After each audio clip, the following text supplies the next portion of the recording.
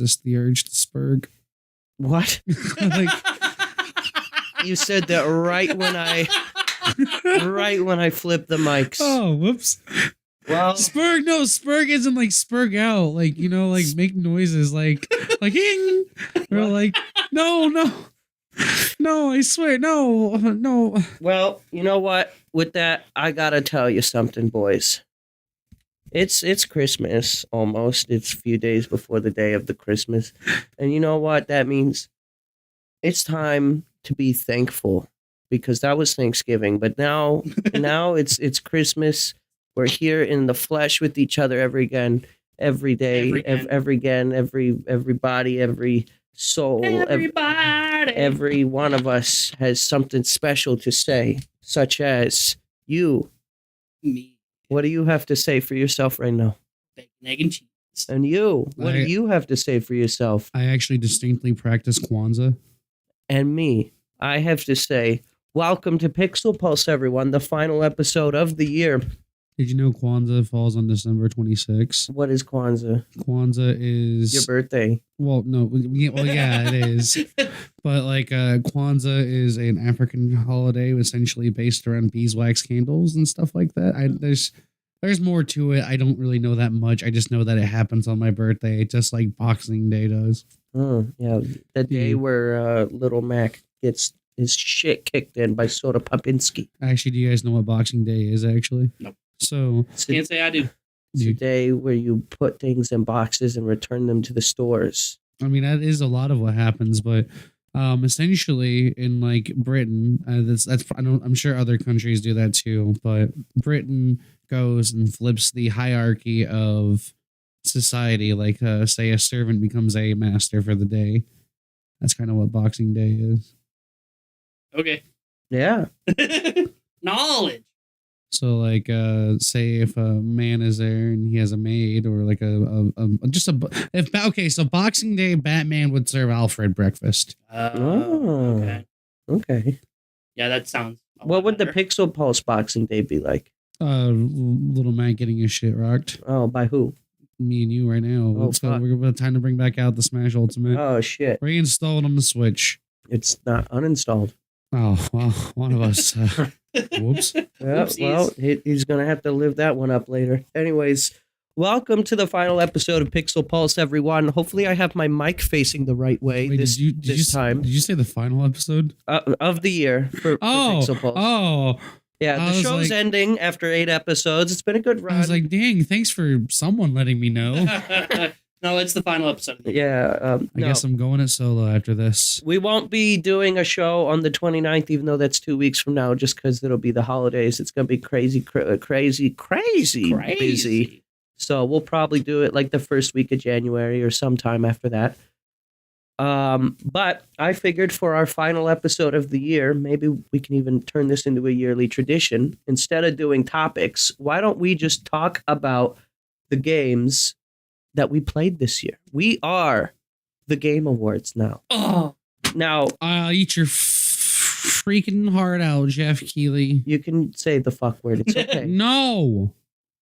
They say it. Dude, Joseph Ferris says it on the. Well, on the you know what? Am I Joseph Ferris? No, I'm Melvin am. Patrick. The way to dox yourself. I don't care. It's 2 first names. He's fine. Yeah, like they'll never find him. Except he lives at 4404 Fuck You Way, and his social security card says 1. Quick, everyone, you can help Melvin by giving him the funny 16 digits on your credit card with the 3 digits on the back. And the expiration date on the front. To make it even sillier, you can read them backwards if you want. Ooh. But this is a podcast featuring 3 guys. I know, weird concept. Do you guys want to introduce yourselves? We should probably get in the habit of doing that. Like every episode, just saying who we are, so we know. You already doxed your full legal name and address, but yeah, but and address. To be fair, I gave him my middle name. But yeah. Okay. Anyways. Hi, I'm. And it's like when you get called up to the front of the class, they're like, "What's these things about yourself that you like?" Yeah. What? No, all right, yeah. All right, go ahead. Tell me 3 things about you. Okay, 3 things about me. I enjoy Xenoblade Chronicles 1. I enjoy Xenoblade That's Chronicles it. 2. That's it. I enjoy Get the jar. Balatro. Oh. Yeah. Damn. I got addicted to Balatro. Yeah, Xenoblade Chronicles 3 is certainly the worst one of the batch, huh? It's actually the best. But Yeah, it's just the worst with that one guy, Claude, and Videl. Yeah. from Dragon Ball? No, like the Videl character, yeah, it's in there, you know? Yeah, that one. Yeah, you played Xenoblade Chronicles. You played, Yeah. you know. No, I don't. I don't actually, as a matter of fact. No. Neither do I. My name is Gabe, by the way. And who are you? Who am I? I'm occasionally doxed as Auston, but I am known as Akari. You told us it was okay. I know. I do it as a joke, though. I don't even know this Austin, so Gary. It's a pleasure to meet you. Me, I am WaterMelvin or Melvin. I also respond by dipshit and bastard boy. Okay. What about dipshit bastard boy? What about Dip Bastard? He's currently. What about I have never been. What about Dip Boy? I have never been known by such titles. You ever been called Dip Boy? I would like to be called Dip Boy now. I'm gonna call you Dip Boy now. I prefer my main. Oh yeah, we haven't exactly froze. We haven't doxed the translator yet. I mean, yeah, they're dead. So Yeah. If we told you their name, you'd know where to then find they their find body. them, and then we become So look at that. Someone's working for the feds. Oh my goodness. Nice try, Mr. Officer. You're not getting me today. I watched the actual Jeff Keighley Game Awards live on stream with some friends, and for a small portion of the show, I don't know why they stopped, but there was a guy in the corner doing like physical sign language. It was He really got tired. it was really weird because like he was just standing there doing nothing while there was no words, and then he just started doing the hand thing. I was like, "What is that guy? Oh, he's sign language." Okay, and I made a joke about them being the American Sign Languager, and then Els was like, "Is that Melvin?" It's the American Sign Language. Man, I wish I had that capability. I would love to have American Sign Language. I do kind of want to learn it just to have that on the back burner. You never know. I'm just sitting there in the middle of a submerged building and drowning, and I had to make hand symbols to my team. The way that you're screaming is just. Anyways. So this year, or for this episode, for this holiday tradition that we want to establish, we're going to try and do a top 5 games for this year. Yeah. So we realized a lot of us haven't played new games. So in this scenario, we decided to go for games that are new to us. That we played within 2020. That we played within 2024, which I actually ended up going and I did make a list of 5 games that came out this year and 5 games that came out before that I really enjoyed. I also have a list of 5 disappointments and then 3 that I'm looking forward to trying there from this year as well. I have a little bit. I just updated my top 5, and my number 1's not controversial, but it's like It's Orc Massage. yes, absolutely. Captain Froze said 3 hours of yapping about Terraria, and we're gonna not do that. No, Terraria. No, Terraria is from 2022. Well, for me, it was this year, but it's, What? You and I played Terraria before that. Yeah, but I never beat it, so. So I don't count anymore now. Yeah. No, we're not. No, I'm trying to save the stream by stopping this. It's definitely not on my list anywhere. I'm Above sure 4. It's definitely not above 2. Okay. But we're gonna. I say we start from the bottom and then work our way up. Right, start at number 5 and then work towards our best. Megan says 3 hours of yapping. I mean, if about Xenoblade this year and every year. if Video Game Donkey can get away with making Super Mario Brothers 2 his game of the year for like multiple years, I think Gabe can get away with it. Yeah. Maybe. I'm not playing Xenoblade. I have not played any Xenoblade aside from like 10 minutes of holding the controller while my girlfriend went to the bathroom or something. Because she's been playing through Xenoblade 1, but I have not played any Xenoblade. Man, you did not. I knew it. It was an awful year for me. I knew the moment you were going to get into a relationship. I just knew. I don't know how I knew, but I just knew. Yeah.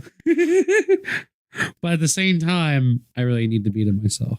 Before we get into our games of the year, though, That is good news to you, by the way. I'm What? slowly starting to get back into RPG, so it's coming. okay, It's coming. I believe you. Trust me, I really do. I will not salvage anymore. I No, really I don't do. have my Xenoblade 2 anymore either, is what makes me sad. My older brother stopped talking to me for like 4 months, and I don't even know where he's at. Yeah, I guess he's just gone now. but I'm the older brother now.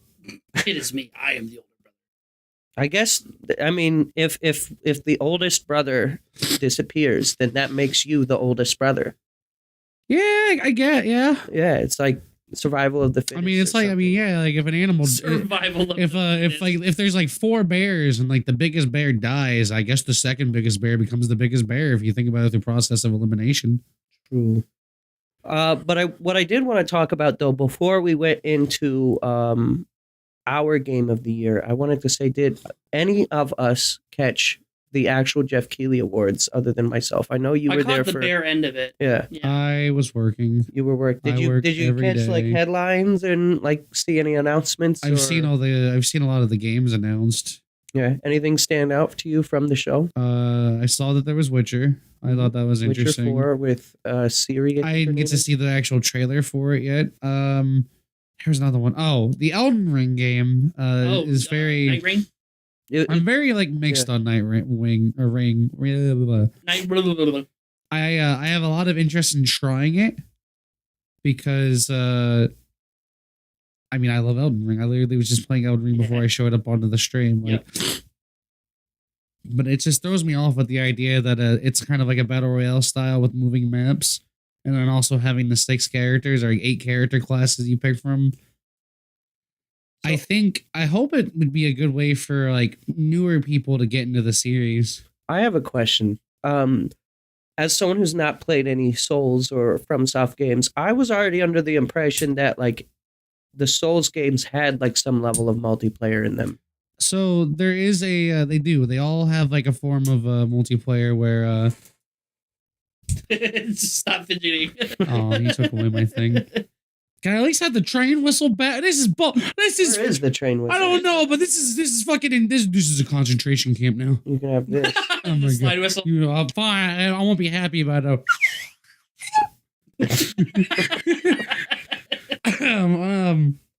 So essentially, Dark Souls does, or sorry, a Souls game in general. hmm What they do is you activate and you put like they have limited resource items you can activate that'll put you in a state that lets you summon spirits to your world or invaders are co-op buddies, besties.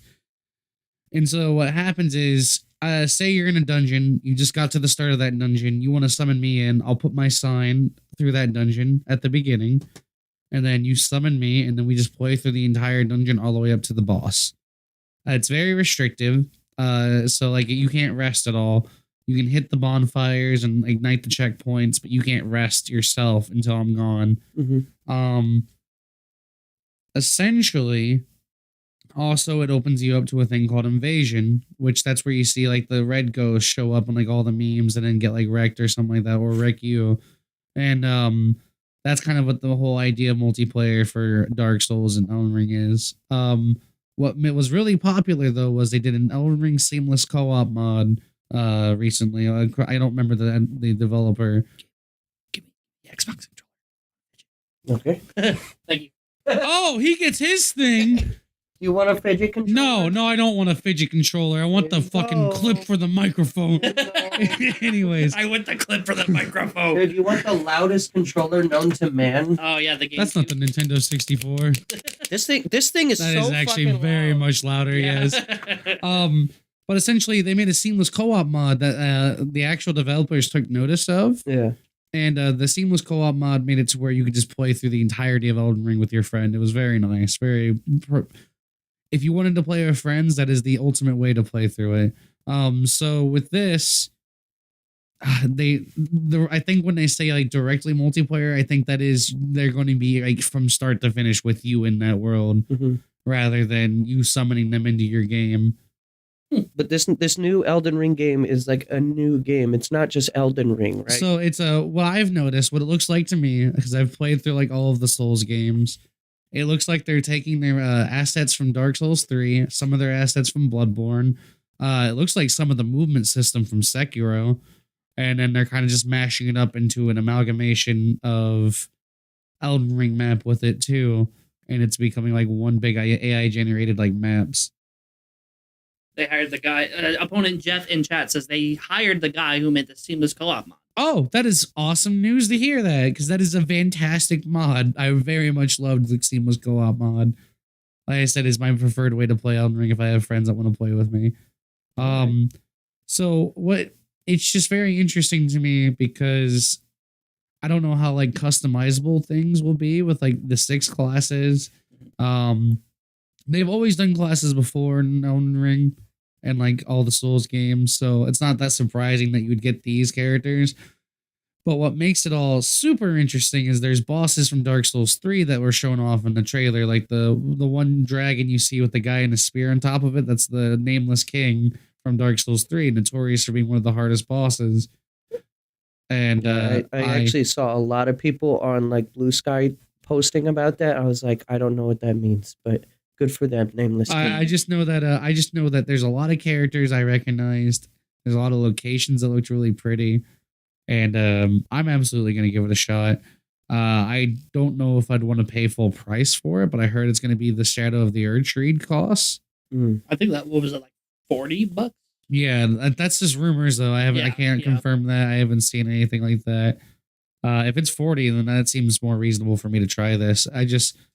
How much was Elden Ring? Was that 60? That was 60. Yeah, that was a full price game, which it should have been. It wasn't a $70. No, it was 60. Yeah.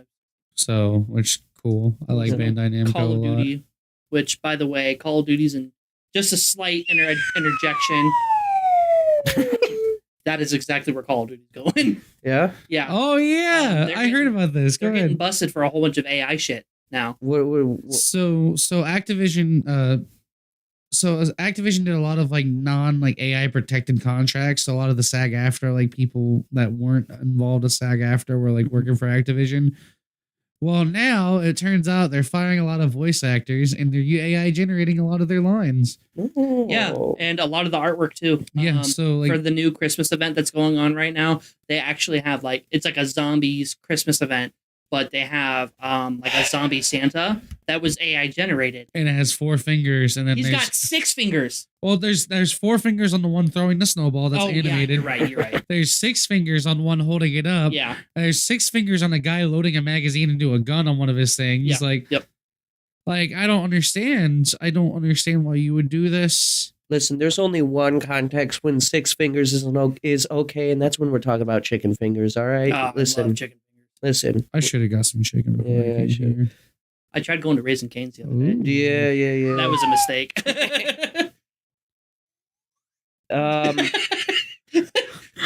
But fuck, there was speaking of, so someone said something about Bandai Namco.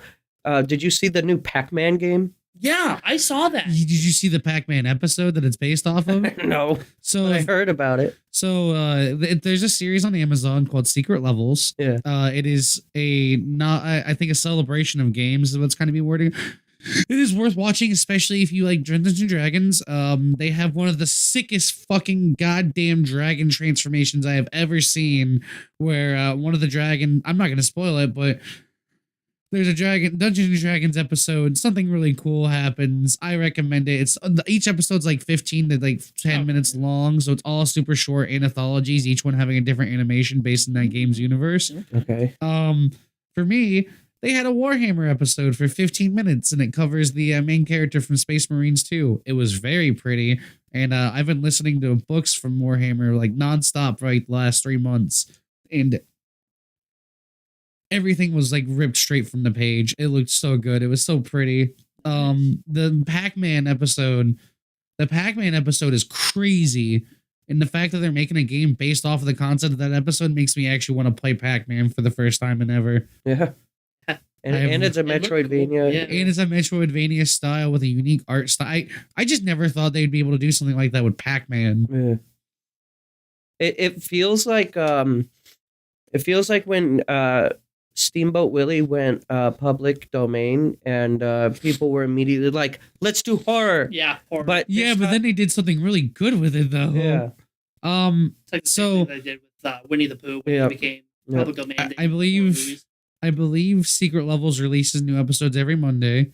Okay. And I believe we are to see a Concord episode. we made it, chat. Through the whole year, we were talking about Concord every fucking episode. Except we did the it. first episode, Except for the first because one, it wasn't. We didn't really know about it. Because why would we have? I hate my life. But very good show, very well animated. I've enjoyed it a lot. They have a Armored Core episode there that was really good too. Ooh, especially if you like a little bit, if you're a little Gundam sluts. There you go. I am. I love me some mechs. Good old mech Gundam. What else was announced at the Game Awards? I didn't get to see all of it, unfortunately. Off the top of my head, there was not much that I was personally interested in. The new Sony game looked good. The space one, The Intergalactic, yeah. with like product placement, Out Porsche the spaceship, ass, yeah. and like Adidas shoes. Oh, is that the one everyone's complaining about with the main character looking like they're all like complaining that she's like buff? Gaming's woke. Yeah. That's Yeah, which Yeah. I don't know. I thought she looked attractive. I actually. I mean, the game looks cool, but I don't know because that was just they said it was all in-game footage, but Nah, hey, I mean, well, I don't know. We are at that point with games now to where I games know have reached the limit. we grew up with that kind of aspect of you get the trailer and then the game is kind of garbage, but now we do have. Yeah, it's really weird that we hit that point now to where games can just look that good. Like, look at Red Dead 2. That's like, true. And then Yeah. I think at this point, I don't think we can go much higher in graphics. I think we can just go more wider with the world. I would love that. And I just, what is it like? Oh yeah, Grand Theft Auto 6 won most anticipated game of the year too. I kind of already knew that was going to Yeah, happen. that was kind of expected. There was one thing I really wanted to touch on that I was happy that the Video Game Awards spent a good amount of time on, and that was actually talking about the state of the industry layoffs. In a surprise turn of events, I had on my bingo card that Jeff would ignore it, and I didn't get that guaranteed bingo because they spent maybe 20 minutes total talking about it. There was a whole award given to this one guy who basically just created a bunch of jobs and helped people affected by the layoffs find new jobs. And they handed out an award to that guy that helped find that. And then at the end of the show, the lead guy from Baldur's Gate 3 made a big speech also condemning all the layoffs as he was handing out the Game of the Year award. So they actually spent a good amount of time shaming the developers who've been just ham over fist just doing yeah, because that's the layoffs. thing. Larry and the company that did Baldur's Gate 3, they literally have just been a team ever since Divinity Original Sin. And that if you go back and play Divinity Original Sin, you can see that it was literally the brickwork for Baldur's Gate 3. Same with other companies that just decide to keep their help and let them improve. That's what FromSoft does for all their games with the Dark Souls and everything. They say, "Oh, you guys did a good job. Keep improving. Stay. We'll love you." And my favorite was I see all the memes of the CEO from Xbox just sitting there looking mad at all these other developers and shit getting rewards, and he's just Yep, down he goes. he's just over there looking like a sassy bitch. Yeah. But I actually think that this year, I'm normally a big condemner of the Jeff Keighley Awards, but this year was the TGA's 10th anniversary, and they didn't do too much self-sucking with it. They did a little, but I felt like it was earned. They had the Muppets come on and make fun of Jeff Keighley. That's what I meant to say. Captain Froze actually.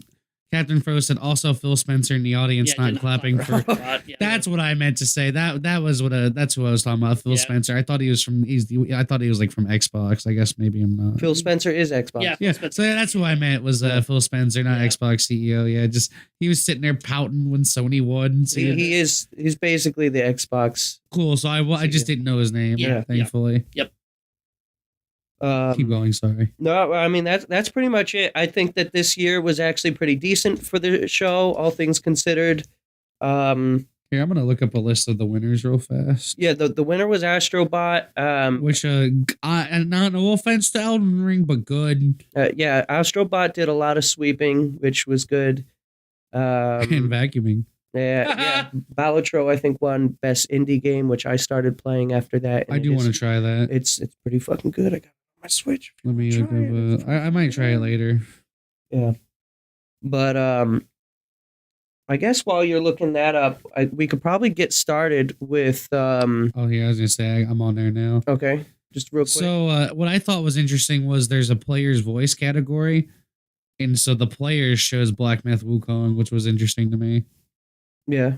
But then I wanted to keep going through because like one of them is best adaptation. Fallout won that. Yeah, which I was gonna say I was surprised, but then I thought about it.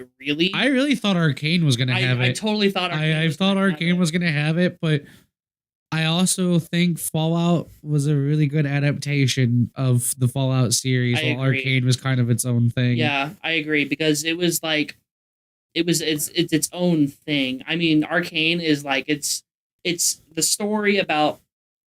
I would argue it's like a backstory more than its own adaptation.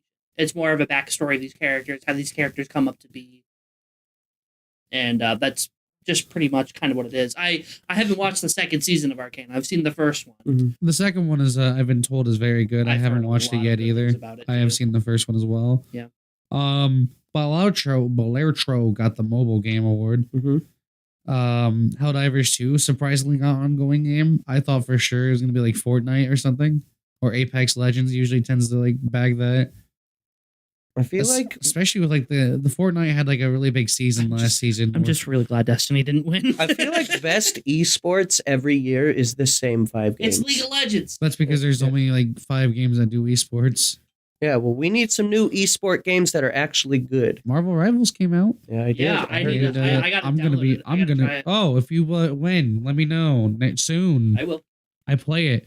I will. A lot.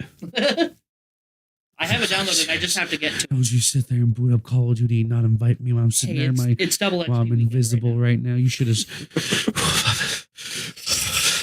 Anyway, so independent game was Balatro, like you said. Balatro. Balatro. Yeah. Balatro. It's okay. I've heard it pronounced 800 different ways. I'm not even sure if I'm pronouncing it the right way, but I think that's how they were pronouncing it at the show. The Sony people got the thing. The Sony people got the reward. But what surprised me was I guess I wasn't expecting Metaphor to win between the nominees for the narrative one, the best narrative. Oh yeah, because I've never heard of it. It's basically Persona 6. Yeah, for the most part. Which, and thinking of it that way, it does make sense too. But I just know like I saw Final Fantasy VII on there, and then also Like a Dragon, so I was kind of scared. Like a Dragon, the Like a Dragon game I heard was good this year, but I was gonna say for the adaptation, Like a Dragon was nominated, and that fucking pisses me off. Was it bad? It very. Oh, yeah. Let it out. Let me hear some complaints. I haven't really even seen much of it, but I've heard that it's once again it's one of those shows where the directors pride themselves on having not played the games, and it doesn't really feel like Yakuza from what I understand. Why do people do that? Why do you hire people who are not fans of the property? Because they want to do their own adaptation. League of Legends got their esports. Helldivers 2 was the multiplayer game of the year. What was the other nominees for that, I wonder? I can't remember what Black Ops 6. Oh, yeah. Space Marines 2 and Tekken 8. Which surprises me to see a fighting game in multiplayer, to be honest. I wouldn't have thought that. Tekken 8 also won best fighting game. There's Sparking Zero. No, I'm sorry. Sparking Zero is the best fighting game in the world. Multiverses deserved it. Multiverses. It's funny we mentioned that because one of my games on my 5 disappointments of the year Is multiverses. is Multiverses. But we'll come back to that. So we got a Fuck up Gabe says Tony Pizza. So there's the Grand Theft Auto 6 award. We already knew that was gonna happen. What? Hold on, let's look at what the other options were for anticipated game of the year. Anticipated game, yeah. Oh yeah, when they were listing the fighting games, you know how like they're like our nominees are Dragon Ball, Sparking Zero, and then like the audience like cheers or whatever. Yeah. When they said multiverses, dead silence. For real? Yeah. Oh my god, I gotta look that up later. That's funny. So Metroid Prime 4 was a nominee, which that's fair. Yeah. Monster Hunter Wilds, I'm surprised I actually wasn't a little bit more up there. And then Ghost of Yotei, I did not even know was a thing. Was that a sequel to Ghost of Tsushima? Yeah, I think so. That's another game I want to play. Ghost of Tsushima. Fantastic game. Play it with the PlayStation 5 controller. It has I need to get haptic one. feedback. It's good. Oh, I need to get a PlayStation 5 controller so bad. They also do like trigger tensions. It makes the entire I know, experience that's why I so wanna get good one. for me.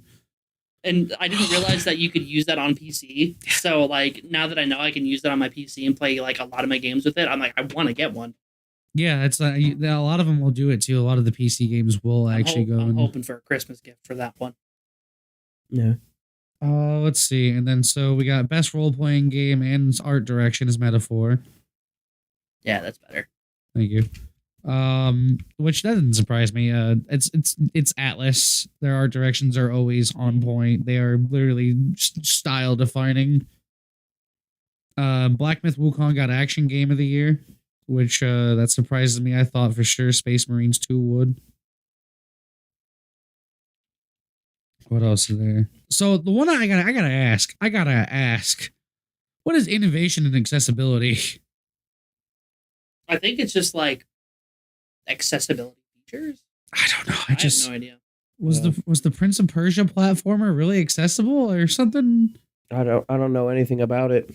Yeah, I don't know. I wish I knew more about like what it was or like what happened there. Apparently, like all I know about it is apparently it was like a really well received Prince of Persia game, but then they still just up and like killed the entire studio after it was released. I have no idea. Sounds about right. I think that pretty much covers the most of what we're gonna do here. Yeah, chat's saying accessibility for disabled people. Oh, okay. So like features like I guess like making it easier if you have some kind of Oh, like I mentioned with like how Call of Duty Black Ops 6 has the hearing thing.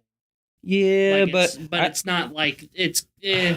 I don't think that's deserving of it because you have to pay for that. Well, there's the one that you have to pay for, and then the one that you don't have to pay for. Because I don't even think was it a part of that. What about the Omni Audio or whatever the fuck? That's the one that you have to pay for. Yeah. But there That is still seems. accessibility options I think that's too. part of the thing that they like dinged it for to make it like there though is the problem. Like or like the audio design is like one thing they got nominated for, which I still think Silent Hill 2 would have been a good pick for that one winning, but Uh-oh. I can hear out of my right ear. I can't hear anything now. Sorry. Oh, Left. Goodbye. There we go. Wait. Hello. hello? Gabe killed us. We're all dead now.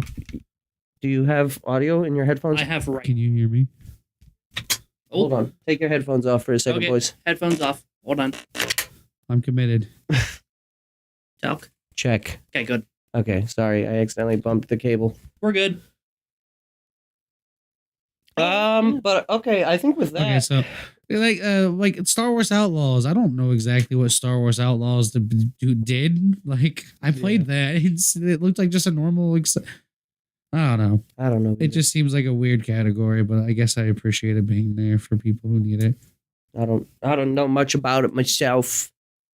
But I think we should probably get started into our top 5 games because I think there's a lot to go over, and with the video game. So how do we want to go about doing this then? Do we each want to start with our 5s and then we go up? Yeah, And I up think and I up? think each So that of way us, we don't have one person talking too much. Yeah. I agree. And then if any of us have anything to add with what we're talking about, feel free to join in. Yeah. I say that the person who starts should be the one who's played the slide whistle most recently. That would be Melvin. I can't believe Agari's over there playing with the slide whistle. You guys want me to start first? You can start Yeah, first. go Number 5. My number 5 is actually Silent Hill 2 remake. Okay, tell us all about Silent Hill 2 remake. So Silent Hill 2 in general. All right, please move on. All right, I'm joking. Oh, actually, I did want to say one more thing, actually, regarding Game Awards. They did not do the please wrap it up at all. They made a joke about it against themselves, like the Muppets were there and they made fun of them for it. But they never made anyone like cut their speech short, which was good. Good, because that was kind of an asshole thing they did. Please wrap it up. Yeah. Anyways, go ahead. Number 5, Silent Hill 2. Now it's ruined. I'm swapping it now.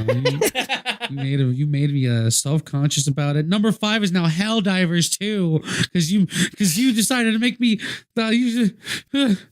No, it's Silent Hill 2 because Silent Hill 2 is a horror game that follows a man named James as he receives a wetter. A wetter.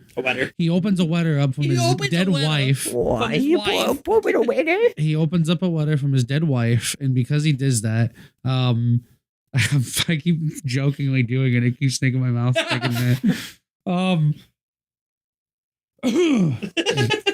Start I over. can't stop Do a laughing. system reboot.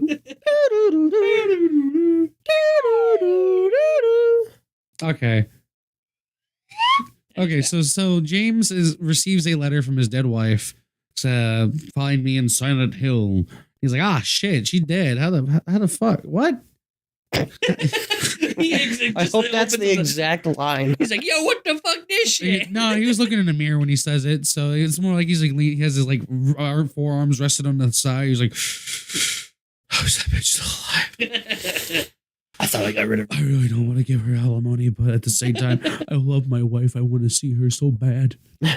And so you begin by walking down a slow, long hike down the mountain trail into a town called, Silent Hill. And in this town, it's heavily involved with fog. That's what makes it all horror aspect there is the fog hides things inside of it. I heard they removed the Comic Sans sign. I don't know if I didn't even know there was a Comic Sans sign.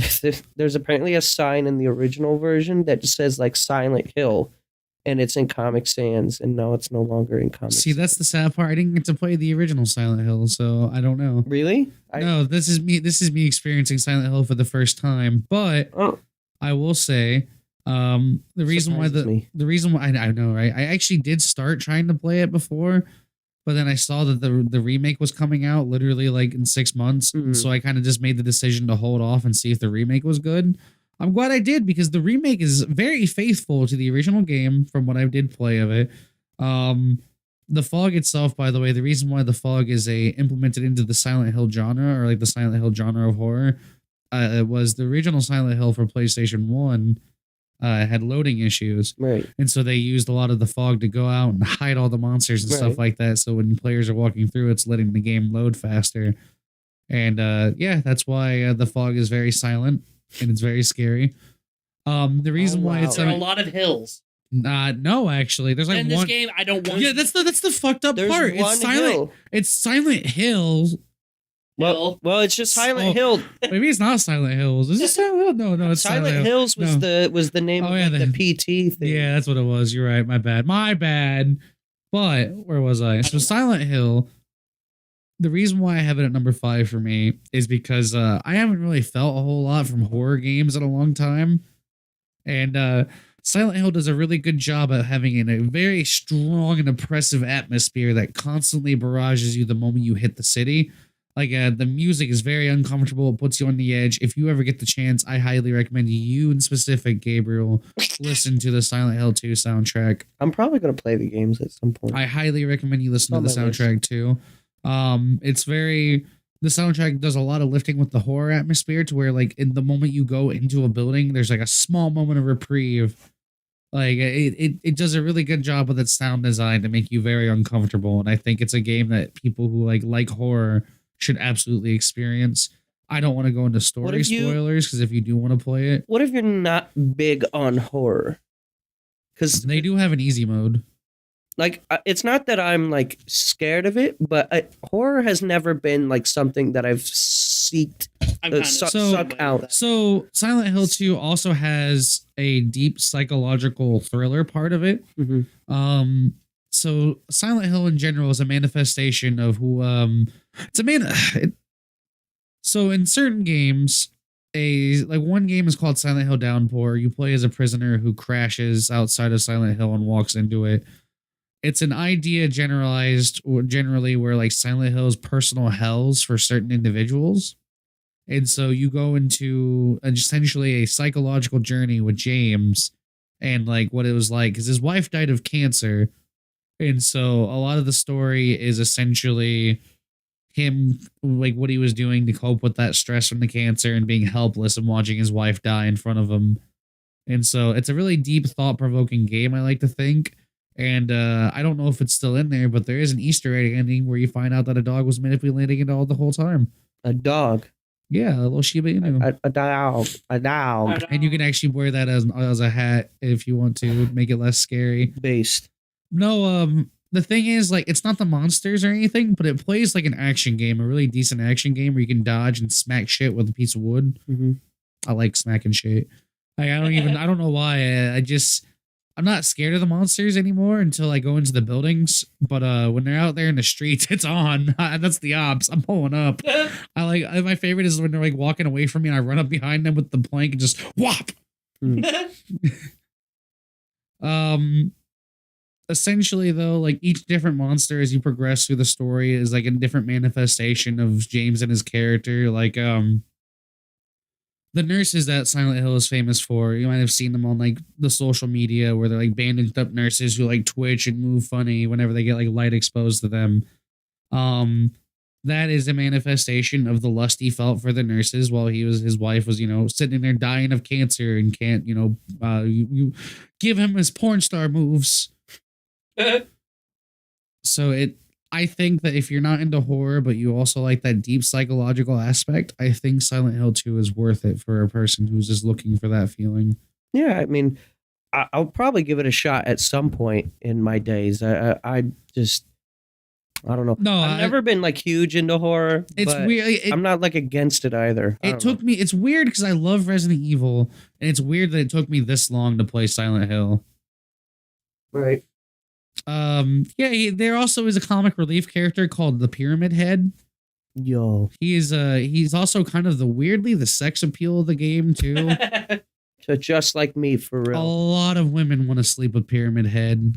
You gotta get all those women are me. You gotta get the triangle-essy. I want to lick the rust off that triangular prism. The triangle-essy. I hope there's rust on them little slits over his eye hole so I can lick the rust clean and get a tetanus shot 10 minutes down the road. I hope you got your tetanus shot. But anyways, I think I should conclude that with Silent Hill 2 because I don't think we want to go into story spoilers. Yeah. So avoid story. I already told you like enough. Based. All right, pass the slide whistle of choice. Okay. I reached out to, for those who didn't see it. Well, I mean, you don't have He reached out like he was trying to take a toke of something. Everyone. Yeah, I just reached out. I was like, oh, okay, I'll just take it because I assumed we were going to go that way. Reach out and touch face. So my number 5 is something new that I actually did play this year. It was called Dollmare. So Dollmare is the premise of you go work to this haunted, not like abandoned, but this creepy doll factory. Mm-hmm. And so what you do is you just inspect these dolls and you make sure that, sorry, Captain for horror. Sorry. So Dollmare,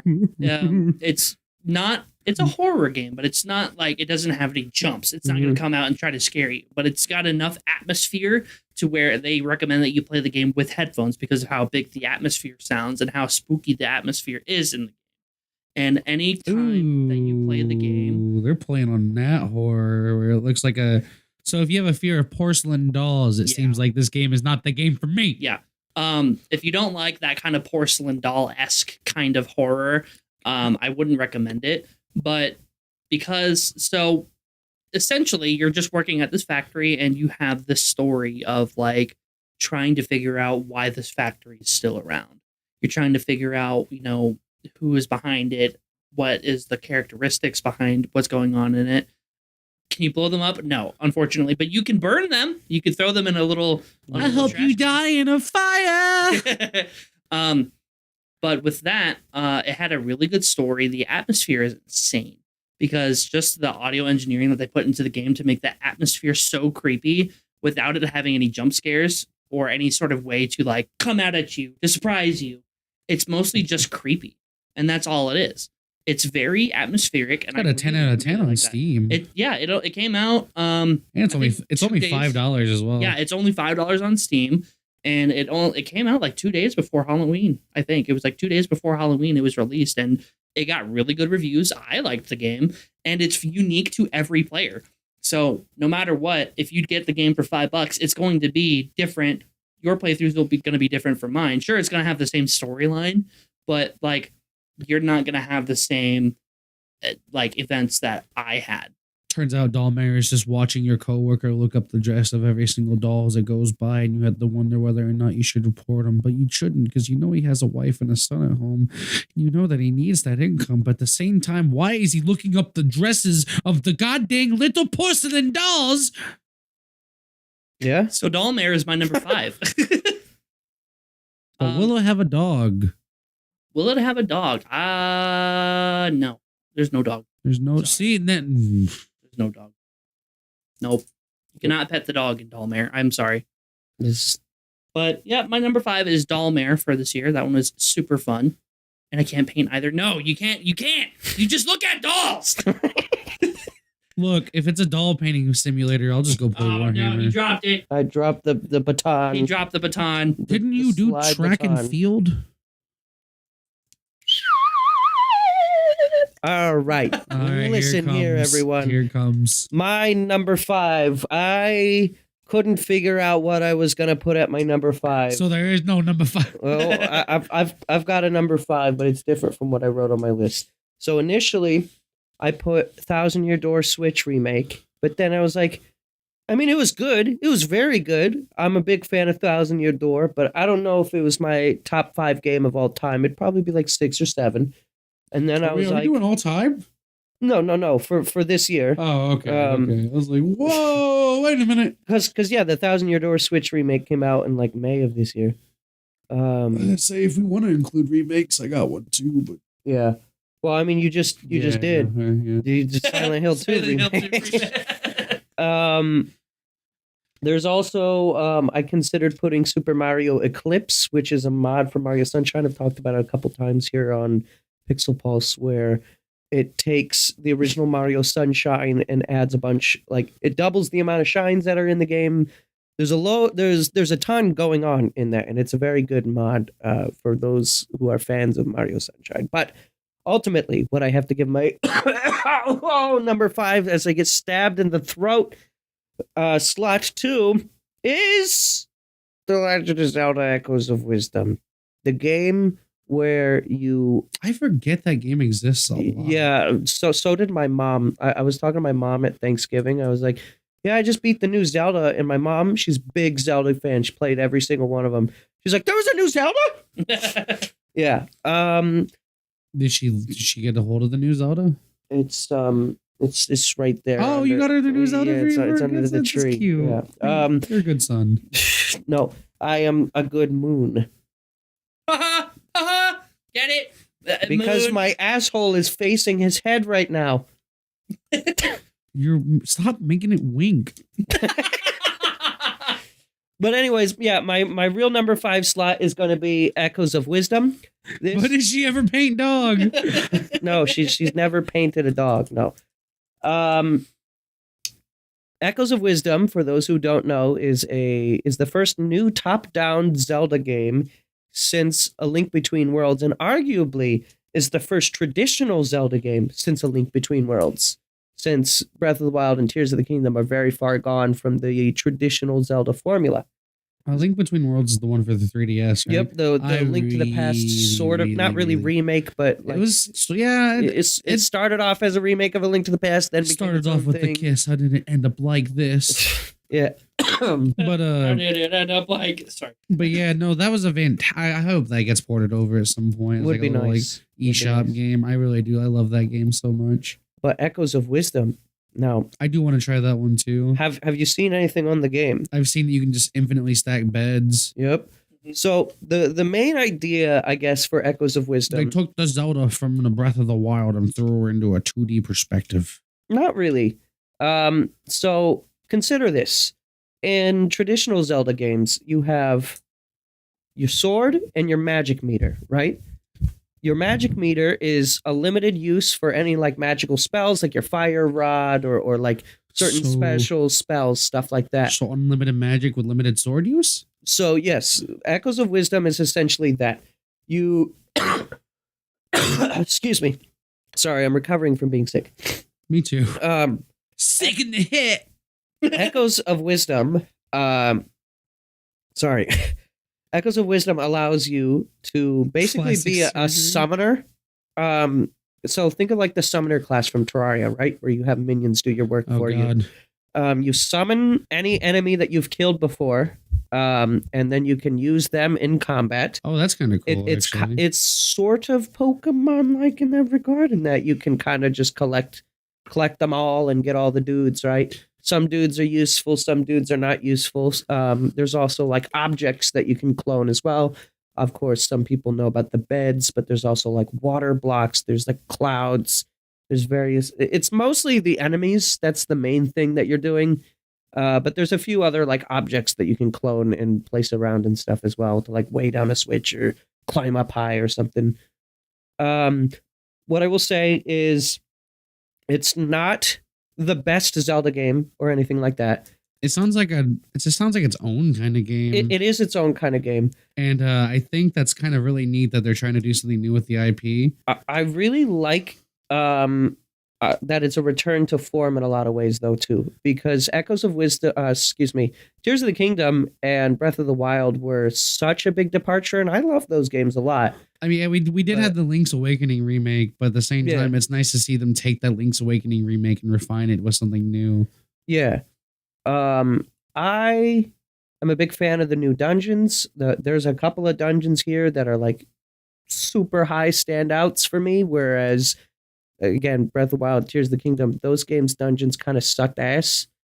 To be honest, I don't even think of the dungeons when I think of like Breath of the Wild and Tears of the Kingdom. Yeah, honestly. Like my experience, when I think of like Breath of the Wild, I think just walking in the woods and hearing the piano music. Yeah.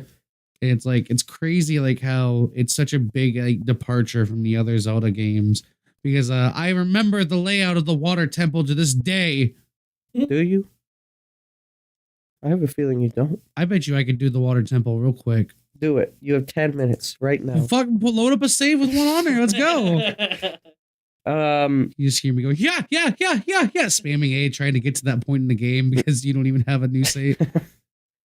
But I mean, as for like the story, I won't go into details, but it actually does a decent job at telling a Zelda story for once as well. There's some good Zelda lore implications, which, again, I hate to keep comparing. So Zelda isn't like the game, or Zelda as the character?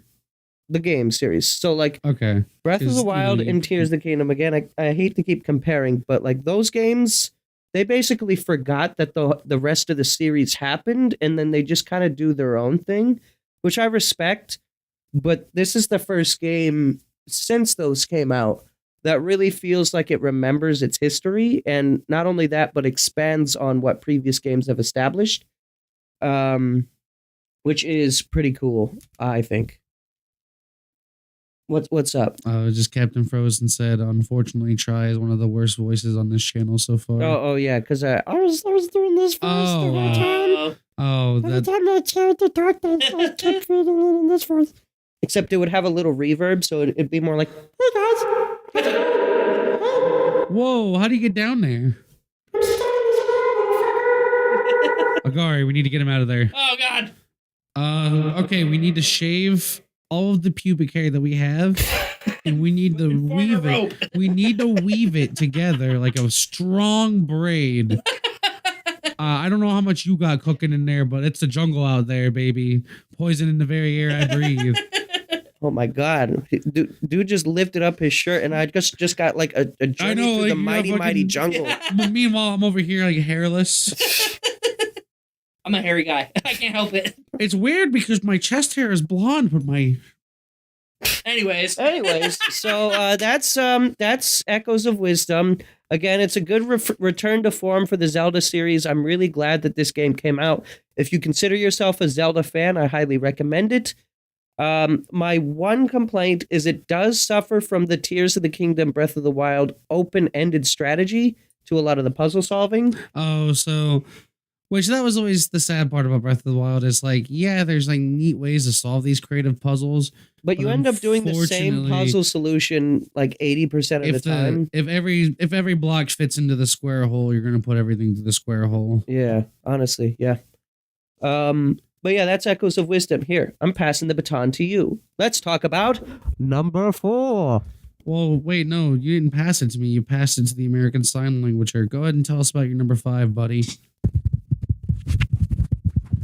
Really? oh, that's so controversial. Why would you say that? There's a hand motion for that slur? Number 4. Number 4.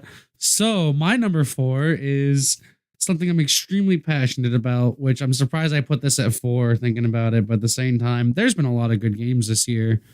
Because everything I'm putting here is up to date for me, by the way. That's the one difference between me and these boys. Is Orc Massage. I made a list of 2024 games, and I made one of 20 past games, like all the older ones. But my number 4 is Marvel Rivals. Did this just come out like a week or two ago? It did. Yep. I got into the beta originally, so I've been playing this since arguably like early November, whenever it happened last time. So the point where I played like 30 hours into the play test, and I ended up getting the Blue Venom skin that you got for participating in that and like logging in and playing every day. I genuinely absolutely loved Overwatch when it originally released. So this game to me, it's the Ratatouille scene. It's literally the Ratatouille scene. Ratatouille. You know that guy that has like the weird back? He sits down, he eats that ravioli, and he's like, "Oh, yeah!" And he my childhood." Yeah, the flashback to. I had the flashback back to when I first booted up Overwatch, and I just went Lucio and bopped someone off the map for the first time. Like, it is genuinely good. I loved Overwatch. And Marvel Rivals has done a fantastic job at conveying all of those emotions for me. Each of the characters are very well designed to the point where you can easily look at them through the wall and identify which character they are. All of the characters have extreme amounts of lore behind them, like actual essays of lore that you can unlock by playing them. All of their costumes are specific references to different things, like that Blue Venom skin I mentioned. That Blue Venom skin is actually a reference to Marvel vs. Capcom 2, because that's how he looked like in game. They didn't have a black, they made him blue. Yeah. And so even his ultimate is actually his ultimate in Marvel vs. Capcom 2. So it's very there's a lot of details into it. Like if you go into each of the character screens, you can see that each character has their own unique signature in their own language. So like one of the Chinese stars, Luna Snow, which is their OC, Do Not Steal, you actually look at her signature and it actually shows you Chinese scrawl, because that's her actual. I think she's Korean actually, but I could be wrong. Another big one is, do you guys know who Moon Knight is? Yeah, I've heard of Moon Knight. So Moon Knight is a character in Marvel who's kind of like Batman mixed with Egyptian gods and magic and shit. And he has 3 separate personalities. And all 3 of those personalities write their signatures in the character screen, so you can see each of the personalities have different. Yeah. So there's also numerous skins that are direct references to the movies. So the Guardians of the Galaxy are in that game. They have each of them have a bundle where they just look like their movie counterparts. And same goes for Wolverine, who they put into the game. They do a really good job with balancing. It seems like everyone's broken, and that's how I prefer to have my games balanced, is everyone broken. What kind of game is this again? It is a hero shooter. My Okay. apologies. I made the example to Overwatch at the beginning of it. I was spacing out because I had to fix the timer. That's fair. So Marvel Rivals is essentially a Marvel Overwatch that was employed to kill Overwatch, to the point to where if you look at their models, they're even more detailed than in the game for fan projects. Wink, wink, nudge, nudge. You know, I don't make the rules, but there's certainly 34 of them. And so essentially it's really insane. One thing I think you would like, you should look up the voice cast for Marvel Rivals, because there is a crap ton of heavy hitters. Like Steve Bloom's there, Yuri Lowenthal is there, Troy Baker is there. They're all like Marvel voice actors that have consistently been doing work, and then there's some of them that have just done some crazy. I didn't see who Cloak voiced. I'm sorry, Froze. Who's Cloak? We can look real quick because Captain Froze is calling out Cloak. We can look up that voice actor. I spent like, oh yeah, he was the Grubhub ad guy. I spent like just a whole like half hour just going through like behind the voice actors for this game, and there's just a lot of like recognizable talent there. AT&T girl is Squirrel Girl, and secretly I was in love with her. Hakeem Kamichi Yasquire. What did he do? What was he in? I don't know. I didn't see it. I only got the name. Why is your phone so much faster than mine? Because I have an expensive phone. I don't have a phone. He's only done one thing. Oh, then maybe I got the wrong one. No, that's the guy. Maybe behind the voice actors is wrong. Or just not updated. Maybe. But I just thought I wanted to bring it up because I didn't realize this, but like the voice actor for Thor, he has done so much to the point where he's just been Thor for like the last 20 years. And like in animation, it's crazy to me that they just have this massive roster that they put in for this game. Yeah, Yuri Lowenthal is usually the voice of Spider-Man. And yeah, it's Travis Willingham is Thor. Steve Bloom usually does Wolverine, right? Yeah, he also does another character in there. Yeah, who else? I think he does Captain America, but I could be wrong. Let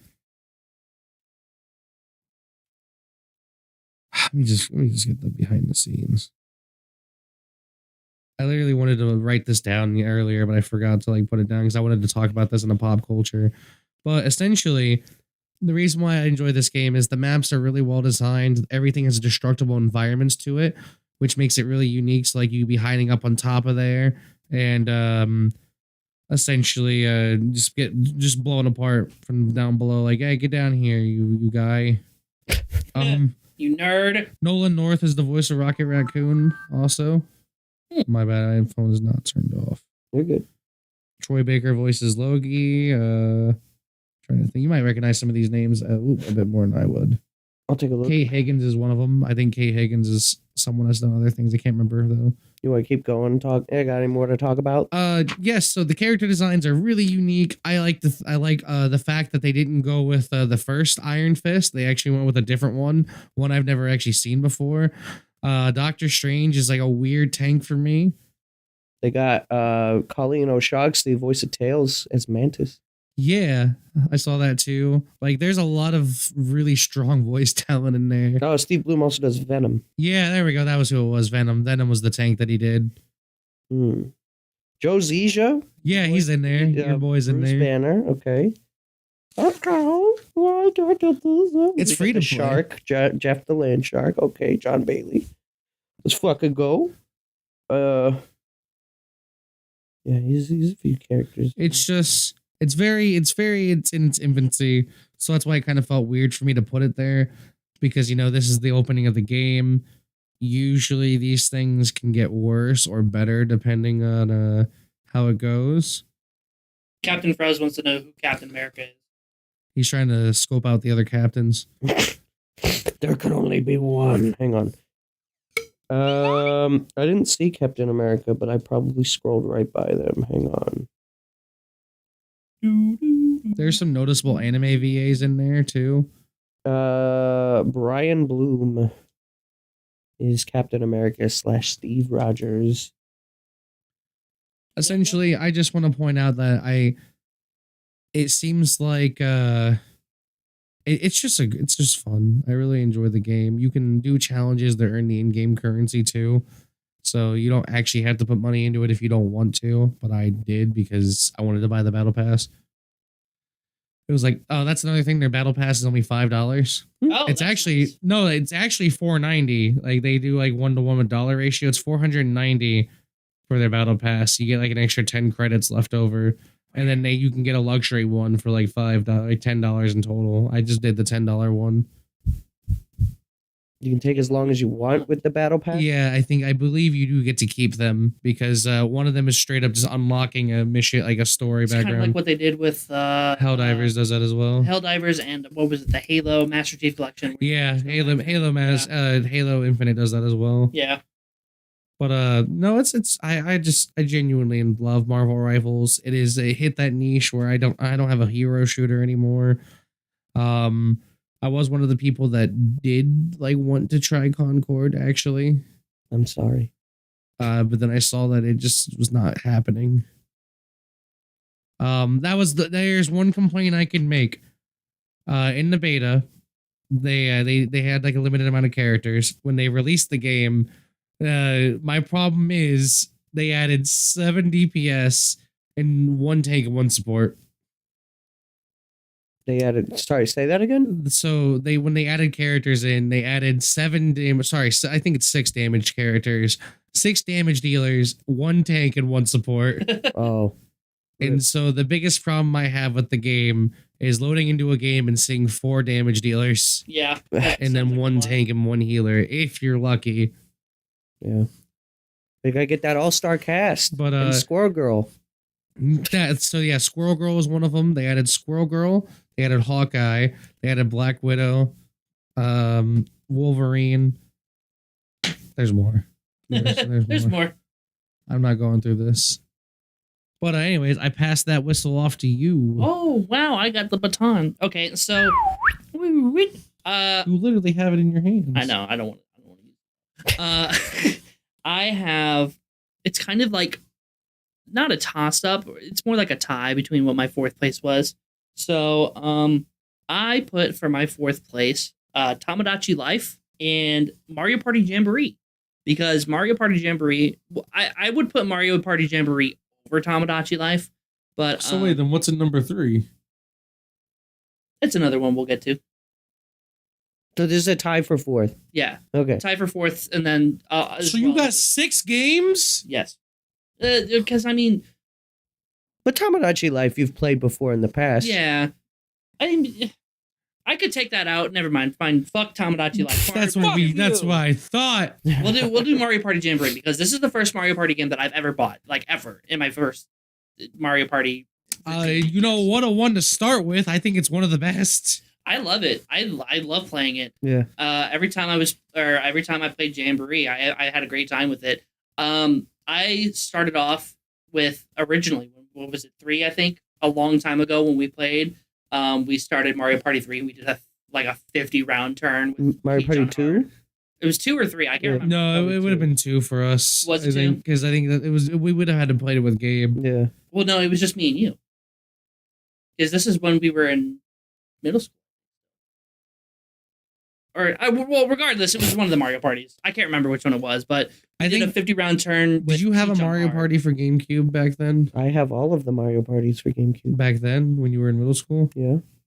5. it might have 4. been. It might have been when you left like your stuff at school. I didn't want to leave your shit there, so I Mhm. took it with me so it'd be safe. Maybe. And I think we might have tried it then. I can't remember, but I remember playing it. And Because I was just all remember like, you left it there, and I was like, I don't think that's a good idea to leave that on the desk. Well, listen, I was 12. Leave Yeah, me I'm just alone. glad you weren't pissed at me and thought I was trying to steal it. I was just gonna give it back to you when I saw you again. Please fucking give it back. but I think you have my GameCube now.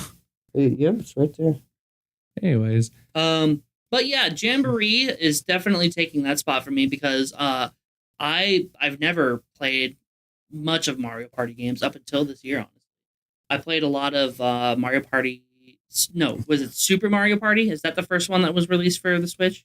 Yes. You Yeah. played a lot of the collection with us too. Yeah, I played a lot of the.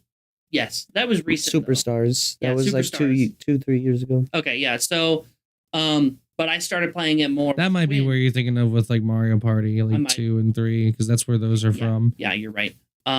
But I started playing more with Quinn this year because we would go hang out over there and stuff. We would play Super Mario Party every once in a while, and I was all, No one ever invites me. I was like, I want to get my own Mario Party, and I heard that Jamboree was coming out, and I was like, ooh, Jamboree looks fun. And so I picked up Jamboree, and I started playing Jamboree with a lot of online friends and doing a lot of collabs with it and stuff like that. And I really, really enjoy Jamboree. I like how it plays. I like how it looks. I like how it sounds. It's just an absolute, just, I don't want to say no brainer to get, but it's like, it's probably one of the best Mario parties that I've played. And I I think enjoyed it's- it a lot. As someone it's- who's played yeah. every Mario Party, it is probably the best Mario Party. But I yeah, have to between me agree. and Gabe, we've got them all. Yeah. In fact, I think Gabe has played all of them, including the have- DS ones. I have, in fact, played all of them except for the Game Boy Advance one. That is the only one I haven't. I And don't really remember at all. Don't play it. But But yeah, yeah. Out of him and I have covered a lot of them, and it is definitely one I of was the best. also very well, again, because I'm still kind of new to the Mhm. Nintendo atmosphere. I was very surprised with how well the online.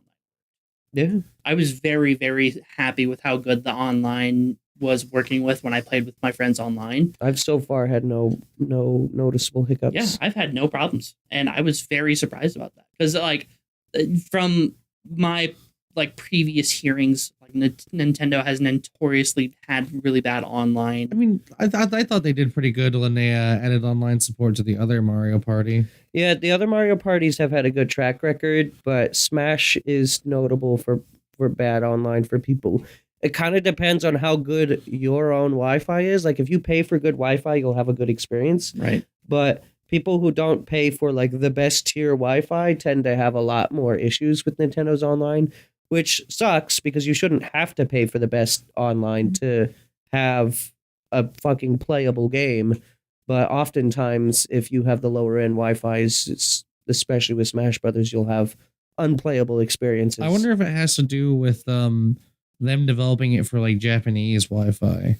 I'm sure like it is known that other countries have better Wi-Fi than us. So I wonder if they just assume that like theirs is like the bare minimum when it comes to that. Mm. I don't know because Wi-Fi, sorry. they're able to sit there and play that shit on the train. That's true. Yeah. I guess I also want to. You know what? Fuck you, Melvin. I'm bringing back Tamagotchi Life into this, just as an honorable mention. it this year. You played I didn't know. I've been playing it. I've been playing it daily for the last 3 months. played it before in a different year. Actually, I have one more thing regarding Mario Party for you. I want to know, what's your favorite board? Oh my god, the favorite board so far. I really, really like them all. Yeah. I think them all super fun. I've played on the mall the most, I think, so far. The But I mall like is the good. racetrack. The mall is the one that you and I tried as well. Yeah. The and, mall is the mall super is fun. very fun. I like the racetrack. I would like to try the rest of them eventually. but- I did. We'll get The only there. one that I haven't played yet is the racetrack. But I played the mall a couple times, and then I played the Have you played the volcano. Bowser one? The Bowser one? No, I haven't played that one Yeah, yet. you have to unlock that one. Yeah. So. I haven't played it with people yet, so I've only ever done the regular just Mario Party. But if I were to complain about anything about it, it's just it feels slower. Yes, I agree. That with all the new flair in the presentation, there's a lot more like animations that of the characters doing something funny or something, and the pacing of the game is a little slower than Superstars. I do feel that a 15-turn game Takes like an hour. takes now. like 2 hours. Yeah, it takes like 2 hours. Whereas- It does. I wonder if there's a way to toggle that speed option. I have it set to max speed for me. Ooh. Whereas in Mario Party 1, for example, a 20-turn game would take like 1 hour. Yeah. So it does feel a little slower, but I think the mini games are very solid.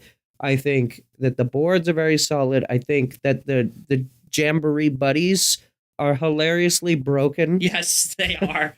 And I think it's so cool. Like, I like the idea of you being able to just run past someone and being like, hey, fuck you, I got Donkey Kong. Yeah. Like, I do like that idea, but then at the same time, if you don't use them within that turn, they just kind of become, like, useless. But I do like that. I love the game. The game is super fun. Yeah. I've absolutely enjoyed every time I played it. I think their situational usefulness is a good way to curb their overpoweredness. Yeah. Yeah. So it's like, damn, if you can just get the stars to align, you're probably gonna, throw a hot dog down a highway. It's a good expression. That is a really good one. I like that one. Who do you think threw a hot dog down a highway and had an epiphany about it? I think it was Melvin. Was it you? Did you have this experience? Did you just... And it's just, well...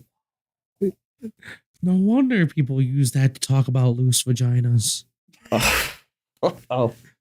Anyways, just honorable mention Tamagotchi Life. I'm a Tamagotchi Life copium kind of person. I believe that one day Nintendo will be like, here we go. I miss Mitomo. The mobile game Tomodachi Life, Yeah. where you could make them say anything uncensored, and then the me would just go, fuck my cock. Another one I need to play is, I have Miitopia. Mm-hmm. Miitopia is what I want to play. Miitopia is pretty good. You can download Mii's online, and it's very good. That's probably one I'll do on stream. Yeah, it's a good one for stream. But Mario Party 4 is my number 4, and I'm passing on the baton. Mario Party 4. I'm glad we destroyed your sixth option, even though I clearly have written up 15 options over here. No, it was more of an honorable mention anyways. It was No! We save the honorable mentions after we're done. Okay, I'm sorry. You don't do an honorable mention at 4, you do an honorable mention at 1. I'll when you honorably mention my... you honorably mentioned it before you say number 1. Honorable mention... Here's some games that would have been good if they hadn't sucked. I think it's Gabe. Oh yeah, I guess I have the baton. It's like that one scene in Breaking Bad. I've got the talking pillow. I've got the talking pillow. Shut up! Shut up! Shut up! Hang on. Let me get my... Okay. My number 4, everyone, is Sonic Shadow Generations. I do want to play that. So is it just a remake of Generations, but with Sonic Shadow levels added in, or? So I still haven't even played the Sonic half of this. I'm actually purely going off of the Shadow Generation side. So you played on Switch the Mario 3D World remake, right? Yeah. With the Bowser's Fury side. Oh, is the Shadow just the Bowser's Fury side? It is hilariously identical to the Bowser's Fury, like down to the way you load up the game and the way the title screen splits in half. My brother really wants it for Christmas. It is fucking identical to that remake. Now that said, it is actually that might be what I used the gift card you gave me is to help get my brother Shadow. Maybe there you go.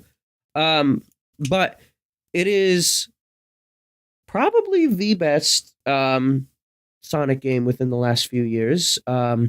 If I have anything to complain about regarding this game, it is the fact that it is yet again Sonic Generations, which I've had this discussion ad nauseum on my own stream. But can you do me a favor and slip in a bacon, egg, and cheese for me? Okay, bacon, egg, and cheese. There you go. Also, so what's the deal with Donkey Kong December? Say it won't do it. Say it won't do it. Say it won't do it, and I'll do it every day. Say it won't do it. Say it won't do it. Say it won't do it, and I do it every day. Donkey Kong December. Donkey Kong December. Tell you Donkey Kong December. It's a video game donkey thing. Oh, I mean, I'm feeling it though. I thought, we're not going Donkey Kong December. Oh, yeah. He makes a Donkey Kong video every day. Say it won't do it. Just say it won't do it. Say it won't do it, and I do it every day. Say it won't do it. Say it won't do it. Say it won't do it, and I do it every day. All right, we're done. But you got to say your bacon, egg, and cheese. There you go. Go ahead and say it too, Agari. Bacon, egg, and cheese. Now we got to say it like it's a EA Sports, like EA Sports. Bacon, egg, and cheese. It's in the cheese. It's in the cheese. It's in the bacon. It's in the salmonella. All right, see, we got to redeem it for like another so we only got like 100 points worth of like bacon, egg, and cheese. We got to do like another like 150 points. Anyways, keep going. Sorry. So Shadow Generations is a good game. You play as Shadow the Hedgehog. He makes you say bacon, egg, and cheese. You good? You gonna make it? I forgot to disable it on this stream. Usually we don't see the channel point redeems. Keep doing it. He's not gonna make it. You okay? Say it. Bacon, egg, and cheese! Bacon, egg, and cheese! Bacon, egg, and cheese!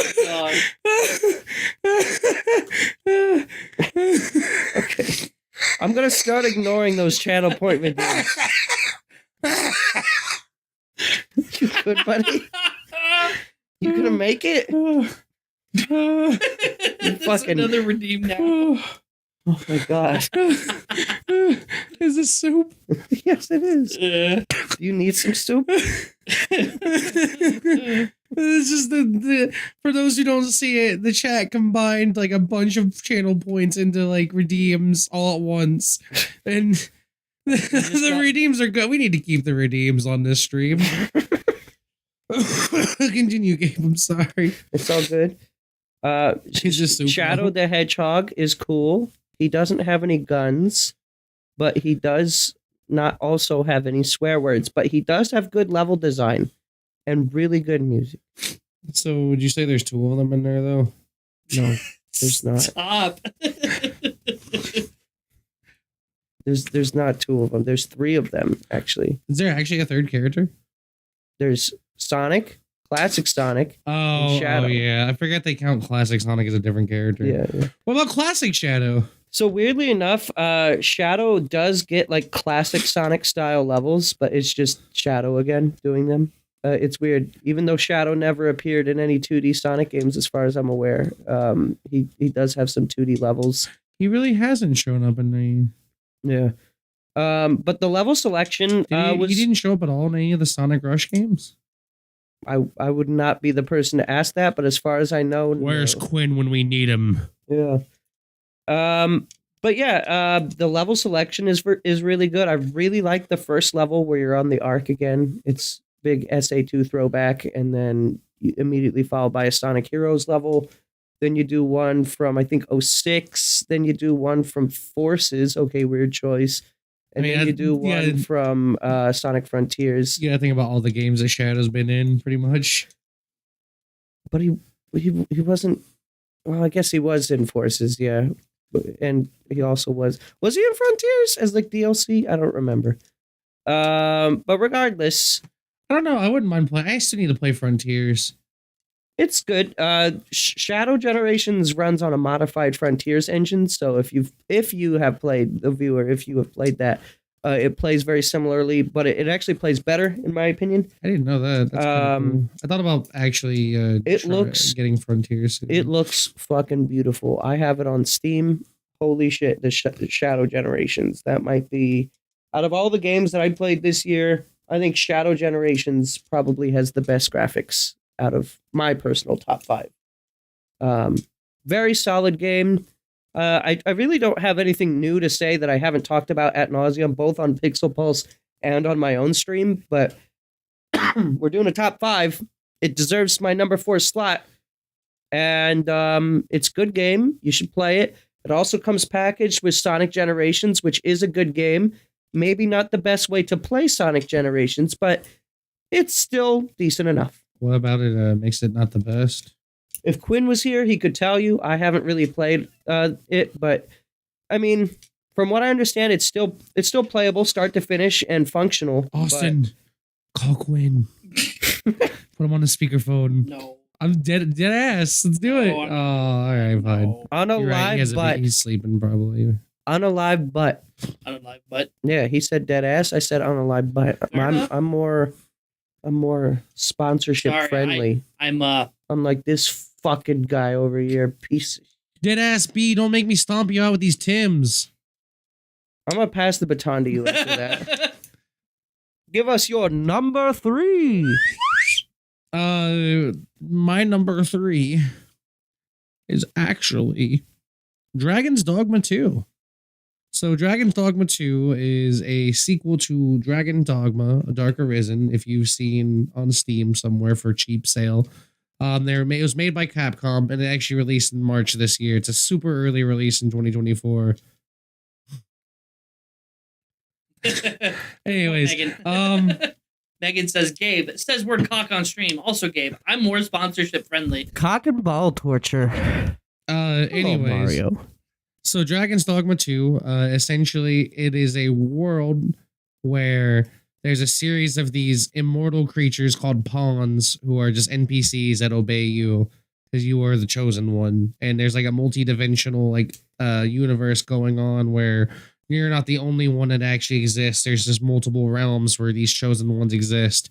So you can send your little man out because you make your own little pawn and you name them, you dress them up, you like pick their class and stuff like that. And you send them out to the world to go help other people out because, people need help. And so you have to pick between your normal like fantasy types. There's a warrior, there's a mage, there's archer, and then there's like one more I can't remember. Priest, I think. But what makes this game interesting is it has really good action play to the point to where like one of your triggers lets you climb up on the top of monsters because you fight large scale monsters at all times. You can be walking through just having mind your own damn business, and then a dragon shows up and it's all of a sudden you and like 20 of these pawns walking down the street hanging out because they just walk by. They're just normal NPCs that exist in the world. That's the thing. There's numerous amounts of NPCs that exist in this world. The entire world actually genuinely does feel alive. You guys might have seen like the Survivor case book from Dead Rising. There's that, but there's every single NPC listed in the game. Every single NPC is named. Every NPC has actions and a schedule that they do. It's like Oblivion and Skyrim. It's just like my other favorite game of all time, Majora's Mask. But essentially, like there's actual permadeath in the game, so you can actually kill quest givers and like kill them off completely. There's even like a secret hidden plague that can show up on your little dude, your little minion. And if you don't take care of it, it's theorized that your thing succumbs to a plague and he turns into a dragon and just kills an entire city. So if you're not like paying attention to your pawn, you can literally go stay in the inn and then wake up and just everyone's dead. Damn. You like hard lock your game if you don't pay attention to that disease. But it's really open world. It's massive. I remember taking a walk down the street across a bridge and there was a griffin just showed up just out of nowhere like, hey, what's up? Then a dragon showed up and then an ogre showed up on this bridge. And then it proceeded to fight. All of us proceeded to fight each other with my band of party and like these other two dudes up to the point where we killed the dragon. We killed the griffin, the ogre. We had no losses almost. No losses, but then my little man said, no, I'll protect you, friend. And he literally dives into the chest of the ogre and starts stabbing at it, making the ogre stagger backwards, and the ogre falls off of the bridge into the depths below, into the ocean, with my guy still on them, and the water insta-kills your pawns. Oh, wow. So you just watch the guy like still stabbing while the ogre is just melting with him on top of it. And he looks up at me and he gives me a thumbs up before he goes down. That sounds like a D&D campaign. It is so cinematic. It is insane. I highly, highly recommend Dragon's Dogma 2 to anyone that just wants to experience a living world with just monsters that show up and be a bunch of dickheads. That's cool. I like that. The music is really good. I think like I said, the combat's really neat because like dragon shows up, you can jump onto the back of the dragon and you can hang on. And if you hang on, the dragon will, in my example, I had a griffin show up. Griffin shows up, I get onto the back of it, start stabbing. Griffin just flies off. I'm still hanging on to the back of the griffin. And it takes me halfway across the map and then just drops me. Oh, no. And so I'm just in this high level area by myself, just running around. It is fantastic. I end up killing it because it ends up crash landing with me on its back. And then it was just such a crazy scene, just riding the back of the griffin down into the side of a mountain. That's pretty sick. I highly, highly recommend Dragon's Dogma 3. Two? Yes, my bad. You're good. You just said 3. I was like, wait, isn't there? Yep, fair enough. All right. Number 3. Mr. B. Mr. B. So this one kind of comes with an asterisk for my number 3. Because you better not have more than one option. It's one option. It's one option. So my number 3 of the year is American Truck Simulator. But the asterisk there is that it has to be with a steering wheel, shifter, pedal combo. I mean, I feel like you can just say American Truck Simulator. It's a good game, right? Yeah, I mean, it's not you're just driving truck. That's all it is. But it's so relaxing. And like the fact that, let me tell you what. Sorry. Let me tell you what. When I got, I only usually ever played like Truck Simulator. I used to play Euro Truck Simulator primarily. And anytime I'd play it with like an Xbox controller. Mm-hmm. You know, whatever. It's not too special. It's just you're driving truck. You're delivering truck stuff deliveries everywhere. And I didn't realize that I actually had American Truck Simulator, but I had gotten the steering wheel set with a shifter. So like I could do like manual shifting and stuff like that. And the immersion aspect with when you have like a good pair of headphones that you can just like listen to the atmosphere in the game with the engine rumbling and the steering wheel shaking, giving you that immersion of like you are driving this truck and you are shifting into every gear of the truck and you can feel the gear shift in the steering wheel. It is something that I never thought that would pique my interest. But sim racing and like American truck driving has just been completely in my house. We're living in the future now. It's like I never knew that it was something that I would have a big interest in. And it's all because of that asterisk, because you gotta have you don't have to have the steering wheel, of course, but just like for that immersion sake, for that same feeling that I get, is just like you have to have the steering wheel, you have to have the shifter, you have to have the pedals, because Flight Sim, Gorge or no, I don't have Flight Sim. It's on Game Pass. Is it? Yeah. Oh well, hey, I can get Game Pass now. You're gonna drive Flight Sim with the steering wheel? Yes, absolutely. I've had a lot of people tell me that I should try to bind Valorant to the steering wheel setup. Please, why? Oh my God! I need to figure it out. I need to figure out how to do it. It operates like a controller, I think. I know, but I don't know if Valorant on PC allows that. Yeah, I think you can rebind everything, so you just like fucking set your like left and right as your and you do the accelerator as your forward, and then make it respond. Silent Hills too, but with the steering wheel. Yeah, right. The haptic feedback would be crazy strong. Captain Frost says, "Go one further. Monster Hunter Charge Blade playthrough with the steering wheel." There you go. Yeah. But regardless, for me at least, my number 3 this year was American Truck Simulator with the steering wheel. Because just that immersion, it's such a relaxing game. And you can change the aspects of the world around you. You know, like you can listen to just how the rain would hit your windshield and your windshield wipers would go off. Like, if you like that kind of relaxing, like, I just want to play something to just kind of mind numb and just not focus on anything else, I would definitely recommend American Truck Simulator, even Euro Truck Simulator, depending on where you're located. So when are you getting your real CDL? Yeah, soon, why don't you actually? Soon TM, because I don't like driving big trucks. But you're doing it every day in the digital. I know. I can do it digitally. But because if he hits a car digitally, he doesn't actually have to pay anything. Yeah. And aren't CDLs like really expensive to get? No? It's free for the state. No shit. Yeah, just work up Workforce 1. Okay, fair enough. Or Indiana Next Level Jobs. Sorry, doxing. Nah, it's okay. But anyways, that would be my number 3. I'm passing the baton to Gab. The Gab has the ghoul. And He's let me tell you. So, my number 3 also has an asterisk. No, there's no wheels involved. There's no special controllers. It is an asterisk because it is a game that did not come out this year. Oh.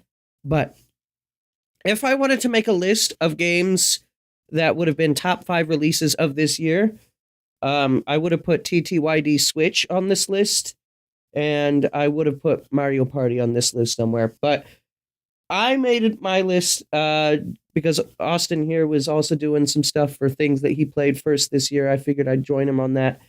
And so my number 3 is a game that I played for the very first time. It's a brand new entry into this series. Have you ever heard of my man, Kazuma Kiryu? Ah, jeez. Oh, God. Oh. Is he the one in the white suit?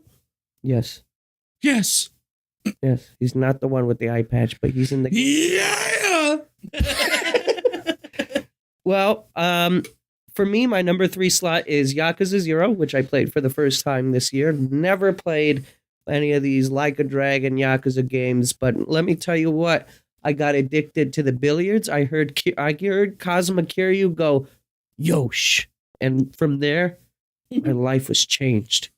It actually unironically made me start going out and play billiards in real life for like a couple months there. I started playing 8-ball on iOS against all of my friends. Oh my gosh. It started a lot of things for me, and also made me realize that Majima, when he goes Kiryu-chan, is one of my favorite things ever, and it makes me happy when he does that. It's a game series I need to play. Yakuza series. It's fucking bananas, bro. And the Yakuza 0, which is like timeline wise the first game, has a very surprisingly emotional story as well, even though, like, from what I understand, a lot of the other games aren't like super heavy. They're mostly like comical more than they are serious. Excuse me.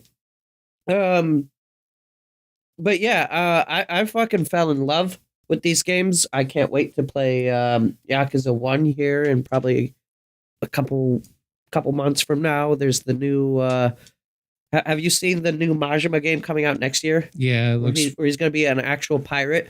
Yeah, I'm very interested. I've been actually playing through. They have another series. Well, I used to. I was last time I was playing the series. They had a spin-off series called Judgment. Yeah. Yeah, that was one I was playing through before I sold my the copy for rent forever back ago.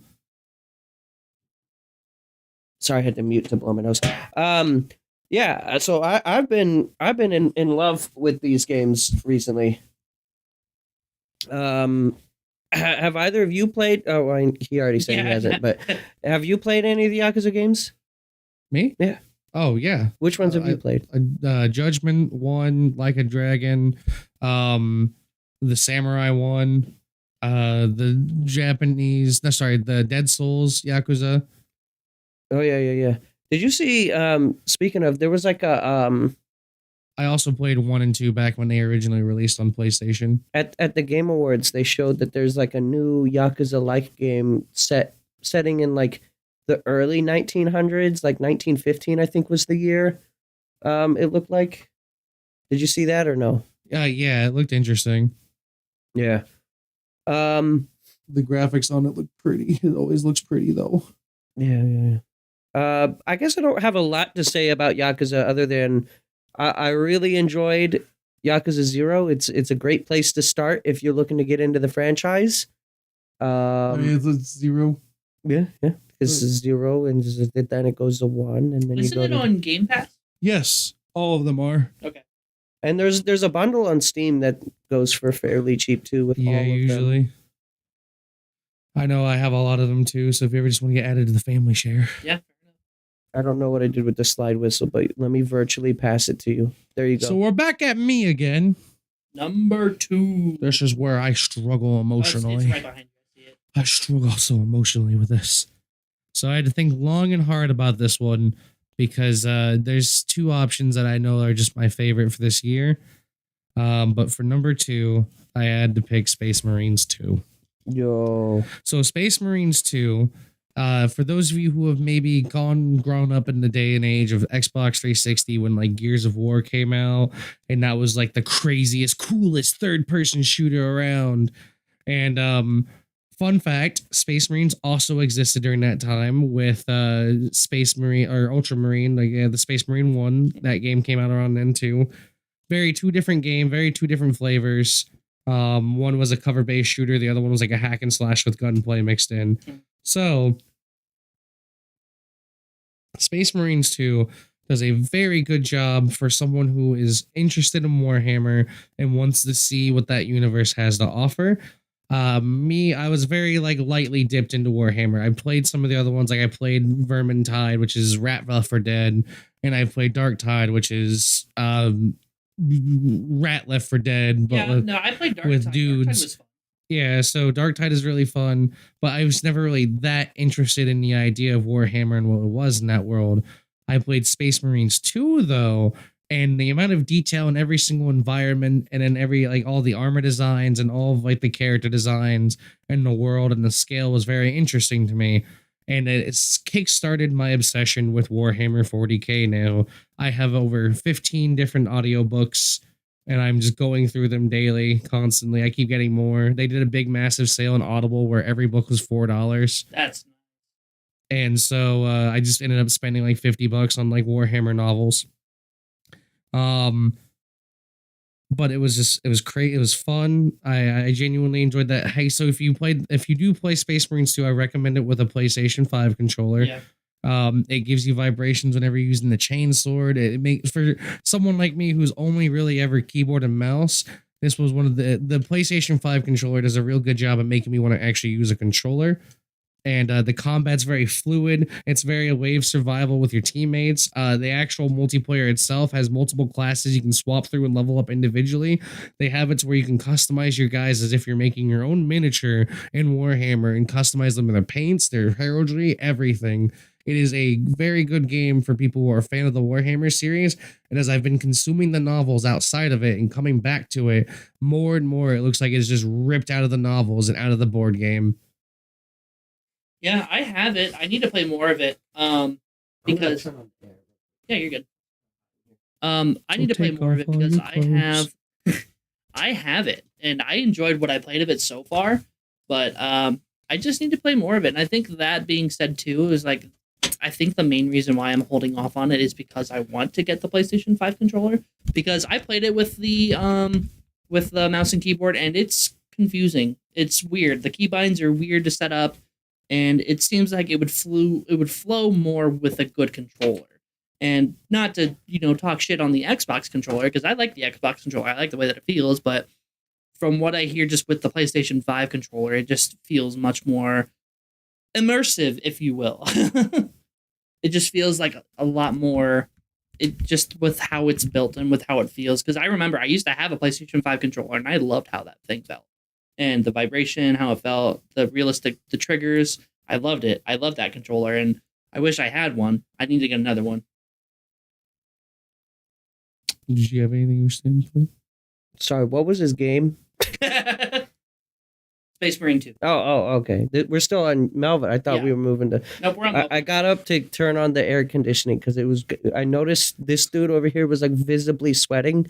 So and I also was feeling uncomfortably hot. So did you just assume my gender? What?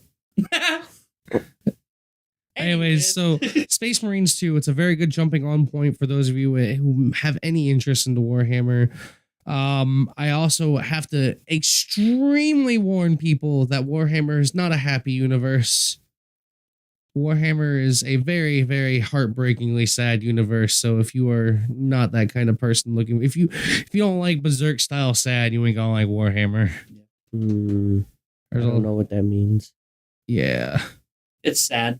That's all you know. The starting of every Warhammer project is in the distant future, war is the only reality in the grimdark future or something like that. I played Xenoblade 3 and only cried twice.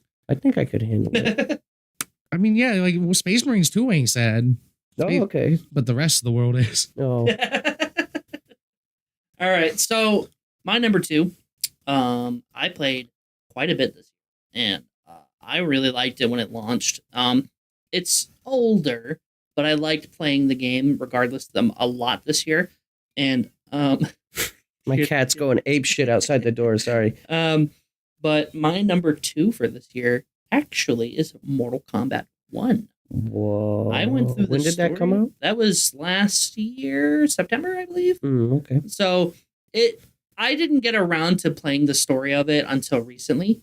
And so I started playing that this year, and I played around in the story. And so for those who haven't played like Mortal Kombat 11, spoilers, this game is old. It's from 2019. Oh man! Spoilers for Mortal Kombat 11. The world gets reset in the aftermath. Whoa! The whole universe. What the fuck? I know. The whole universe gets reset. Mortal Kombat 1 is basically the start, the beginning again of Mortal Kombat. And so you're just sorry, wait. Like a cat. What? So Mortal Kombat 10 was about resetting the timeline with the other Raiden, Mortal Kombat 11 is also about resetting the timeline again with a different Raiden, but then Liu Kang is God. Yeah, that's when Liu Kang becomes the time god. Because Raiden was trying to stop what was happening. Bro, I'm so confused right now, bro. So, regardless, Raiden was trying to stop himself in the future. Yeah. And then it goes to 11. 11 happens. Whole bunch of shit after that. And then it goes to 1. Because doesn't everyone just die? Yes. In 10. But isn't that just the game where No. die What's because they Mortal get Kombat split in 10? What the fuck is Mortal Kombat 10? 10 is the one where they're What? all- There's Mortal Kombat. What? They went 9, X, 11, and then 1. which one's Mortal Kombat 10? Mortal Kombat 10 is that was the dark gritty one. Agari, I was making a joke that Mortal Kombat X is Mortal Kombat 10. I'm an idiot. Regardless, Mortal Kombat 1 was my number 2 for this year. I really like the story. I do like the whole universe reset because with Mortal Kombat 1, the story it's set completely different. It's set in the universe that Liu Kang has created. And the way that I'm not going to go super into detail about it because, spoilers, whatever. The game's a year old now, but I'm not going to go into super detail of it. The most important thing, though, is that I enjoyed the story. I enjoyed where they were going with the direction of it, and I like what they're going to do with the game continuing. They just, as Captain Froze has been announcing in the chat, they've put in people like Omni-Man, Peacemaker, and Ghostface. Yeah, but apparently Ghostface has like 2 different forms or something like that. Yeah, and I don't usually play a lot of fighter games, but Mortal Kombat is usually pretty much on my list at all times because I do love Mortal Kombat. Mm-hmm. I think that game is fun. I think it's, I like the gore, I like the violence, whatever. I think it's super cool.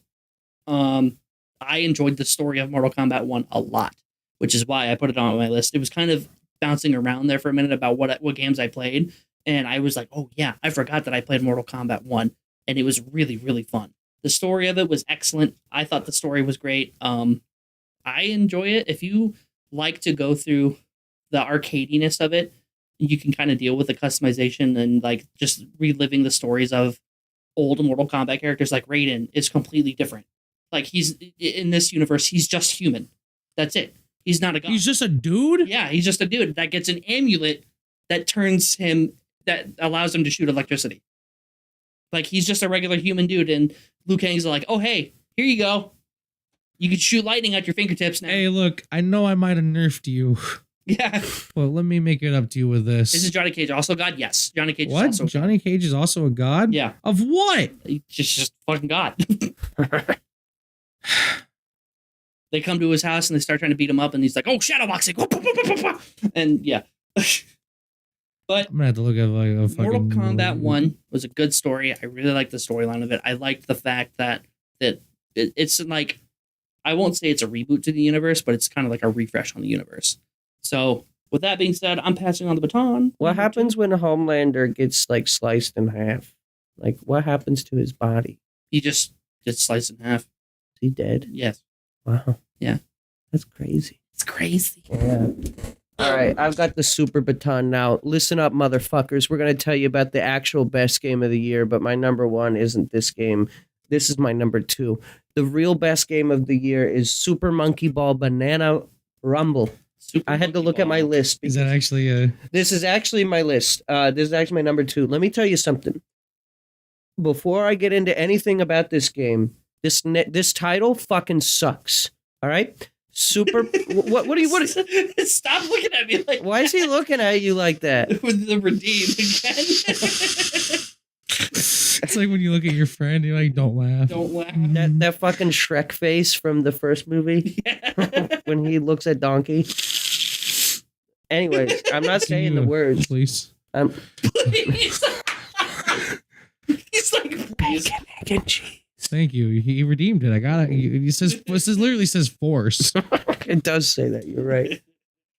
Anyways, Super Monkey Ball Banana Rumble. One of the most confusing names because the remake of Super Monkey Ball 1 and 2 was called Super Monkey Ball Banana Mania. And this entirely original game, it's not a remake, entirely original, is called Banana Rumble. It's very confusing. I get them confused all look. the time. It's bullshit. I get it. Monkeys like bananas.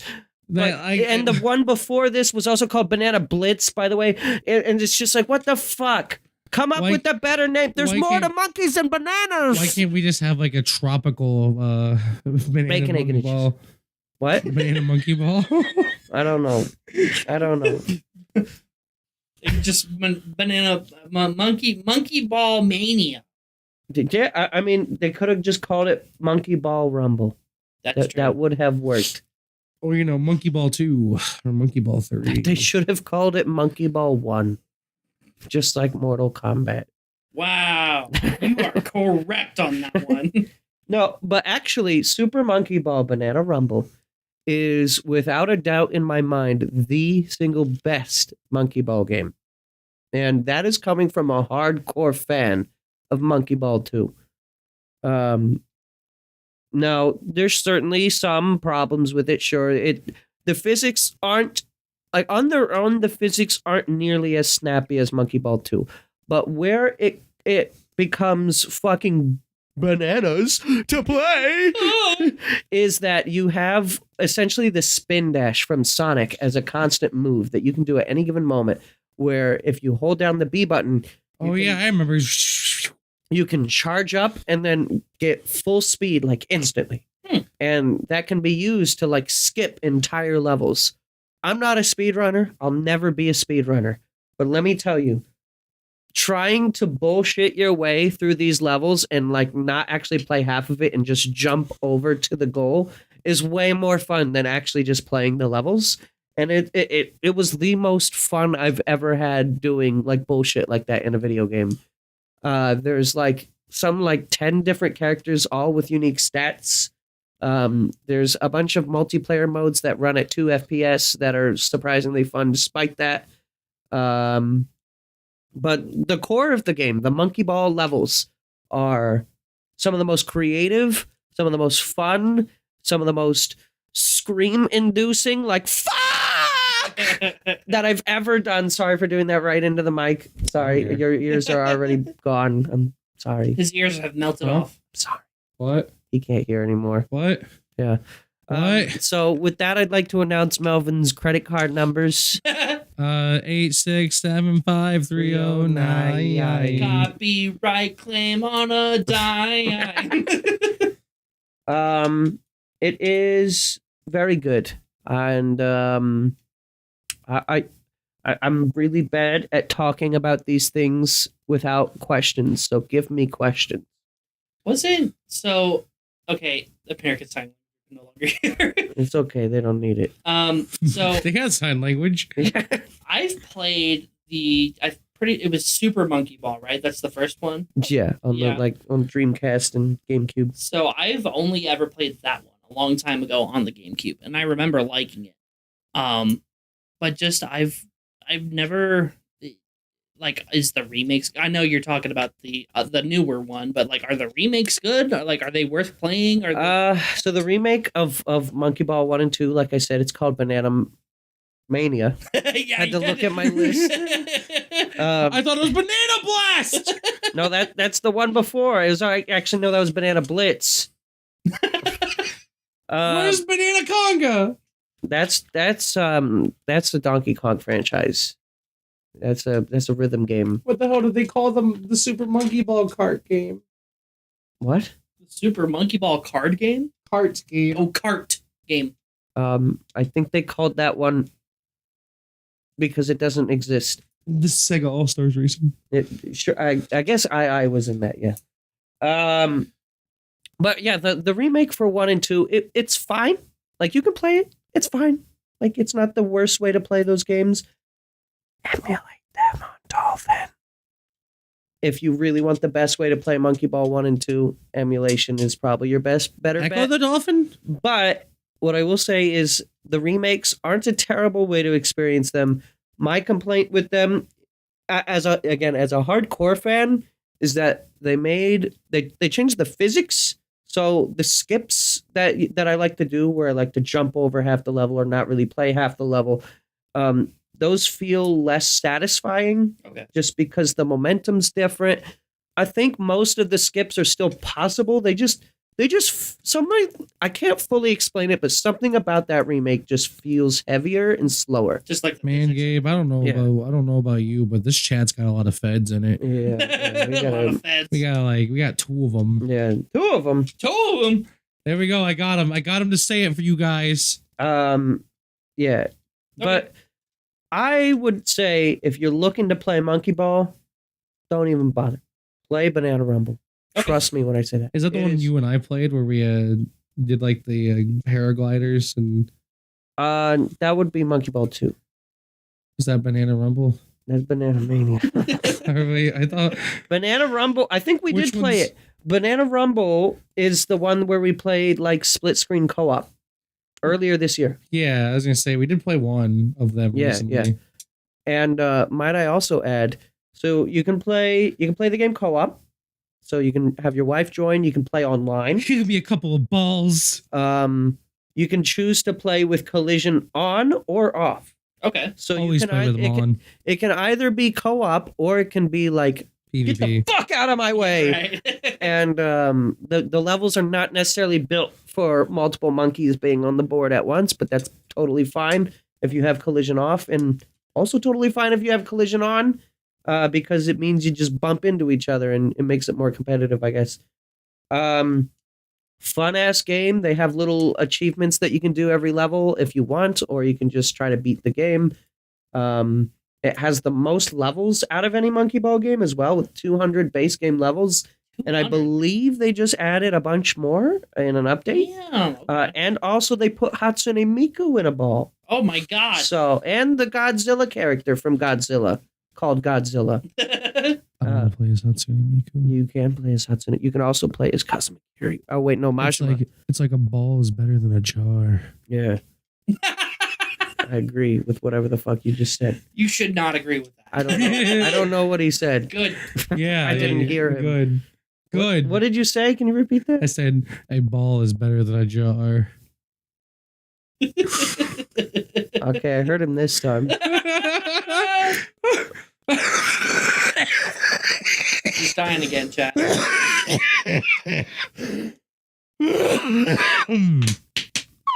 What kind of multiplayer game modes are on this bad boy? So there's 2 FPS modes. Oh, there's fucking FPS mode. No, and by FPS I mean frames per second. Oh. There's like a race mode. There's like a they don't have like the bowling and stuff from previous Monkey Ball, which makes me kind of sad. But they've got a lot more games that like you actually like play Monkey Ball in. Whereas like Monkey Flight is like a different game from like, Yeah, base I Monkey remember Ball, us right? like playing that one. And yeah. like the Monkey Bowling, that's a different game from like base Monkey Ball. The mini games in the new Banana Rumble game are like you're playing Monkey Ball, but then there's like I don't fully remember off the top of my head. I didn't really spend that much time with it, but there was one where you're like going into like goals and you're trying to get like the best goal that's worth the most amount of points, and it's like all team based stuff. Mhm. It's a fun little time waster for the multiplayer stuff, but you're there for the single player, and it is the best Monkey Ball single player I think we've ever gotten. So, Nice. and for your number 1 spot, Wait, do we want to do honorable mentions or are we skipping those? We can do honorable mentions if you want. I mean, we are at that one before one, you know.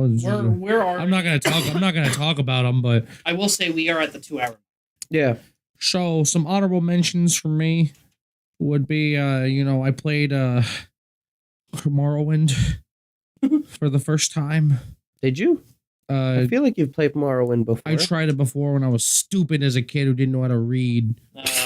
I still don't. So actually, I wanted to mention that Helldivers 2 was one that was very close to being on there for me. Reason why Helldivers 2 wasn't there for me is the Space Marines 2 also does a cooperative like wave-based deal. But Helldivers 2 is constantly There was a getting lot of updates. sequels this year. Yeah, there was a lot of sequels this year. Another honorable mention for me is Black Myth Wukong was a fantastic, like out of nowhere game I wasn't expecting to really enjoy. From a Chinese developer that is also like something huge. I'm surprised that's not your number 1, actually. It's crazy. how much. Well, Marvel Rivals would have been before that one. I had the Black Myth at number 7. Helldivers 2 was 6. Another Crab's Treasure was 9. That came out this year? Yes. I thought that was last year. Nope. Dead Rising remaster would be 1, and then Undisputed, which is a boxing game where you make your own boxer. I liked that a lot because I was making up my own story, and I was getting mad because all the good boxers were retiring. And I was like, damn, I guess then there's no one left to give me a good fight. I was gonna say you should have just pulled a Jake Paul.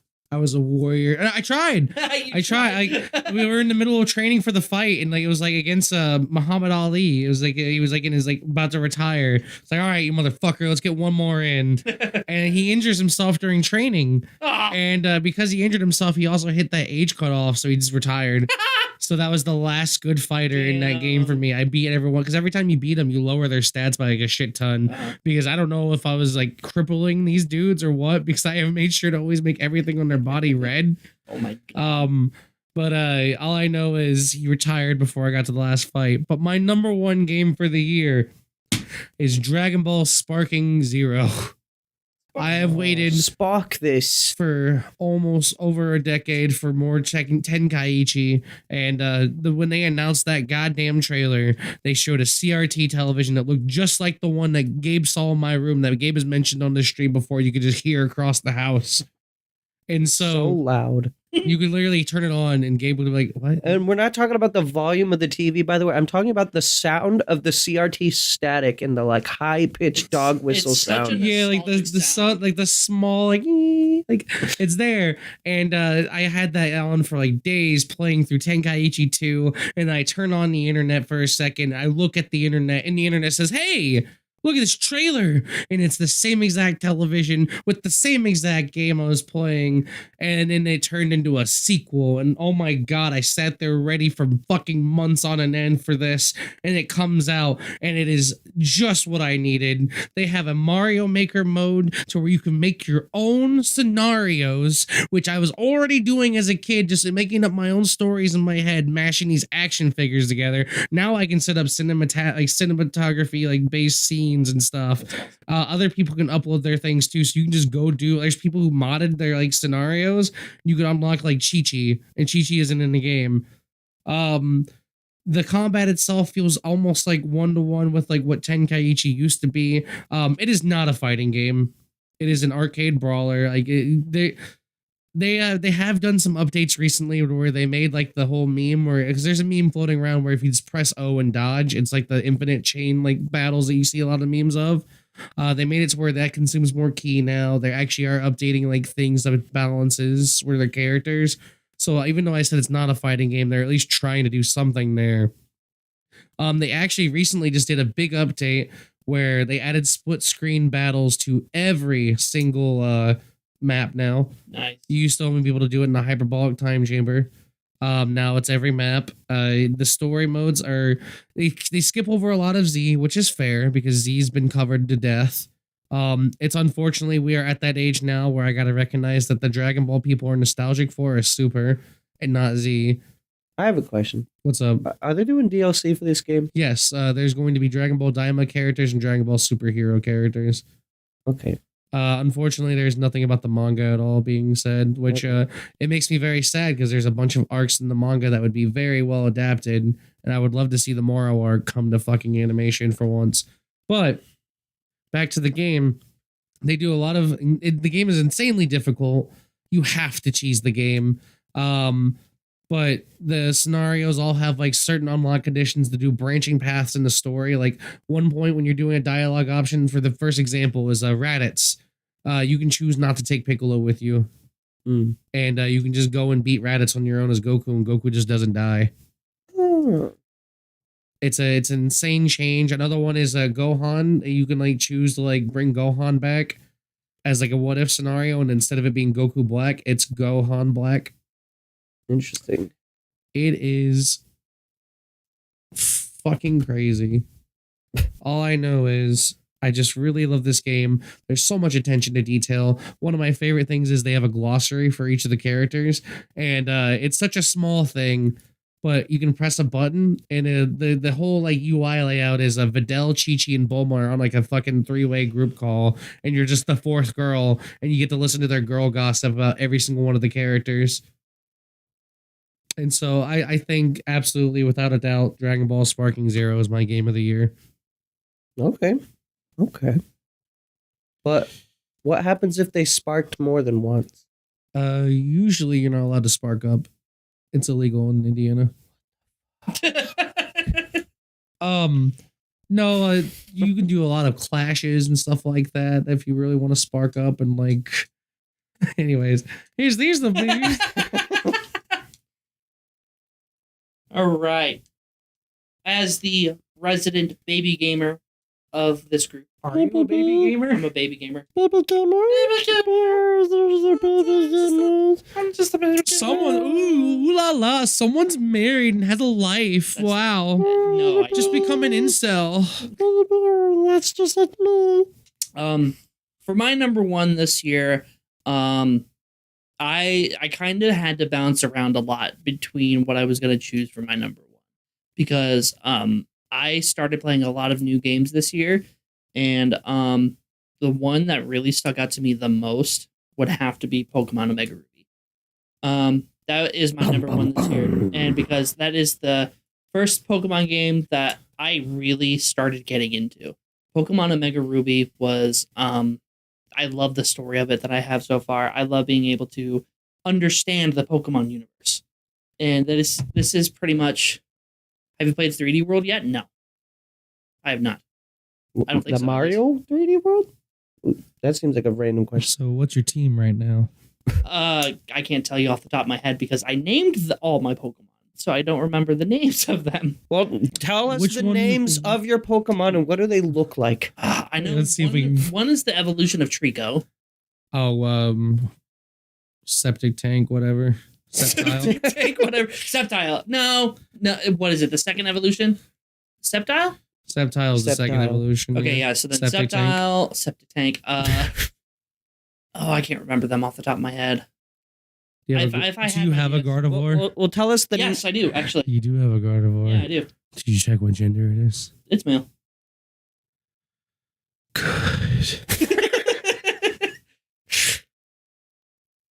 But I do have, I've been enjoying Pokemon for the first time ever in my life, like genuinely. And it started off with Pokemon Omega Ruby. I was originally playing it on stream only, so that it would give me an excuse to come back every week to play Pokemon Omega Ruby on stream. But side note, it is very hard without an internal capture device to capture the game for Pokemon Omega Ruby.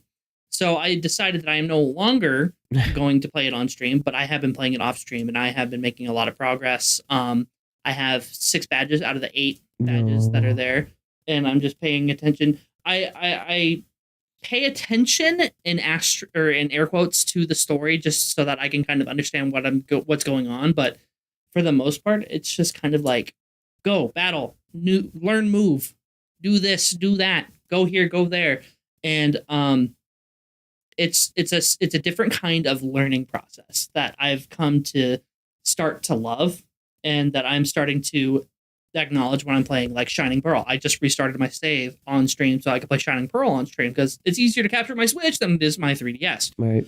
But I've been playing Shining Pearl. I have Violet. I have Arceus. I have Let's Go Eevee now. Like, I have all these Pokemon games at my disposal that I can play, and I'm getting excited to play because I'm starting to understand the Pokemon universe and like how it works and how people enjoy it and how the moves are.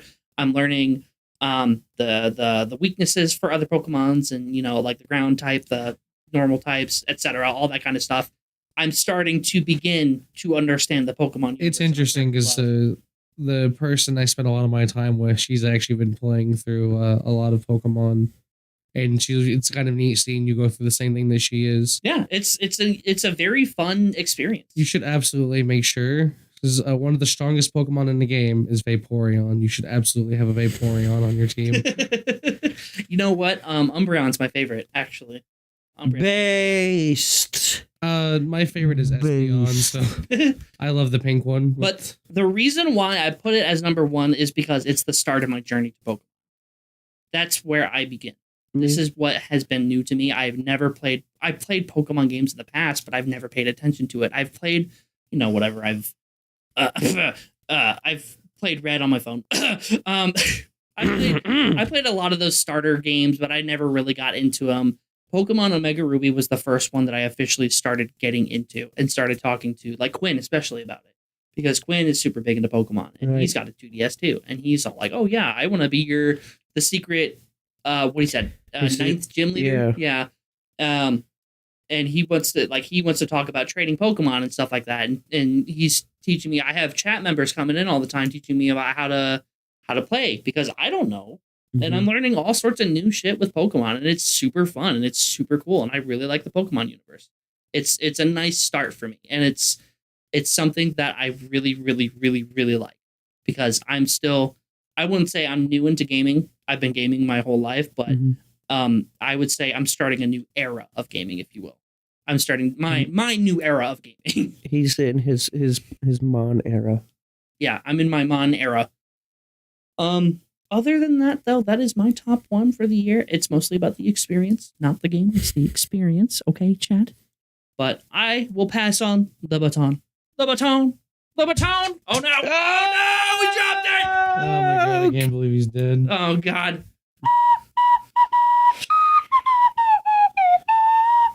That was me trying to do the funeral thing. Anyways. Hi. Hello. Hello.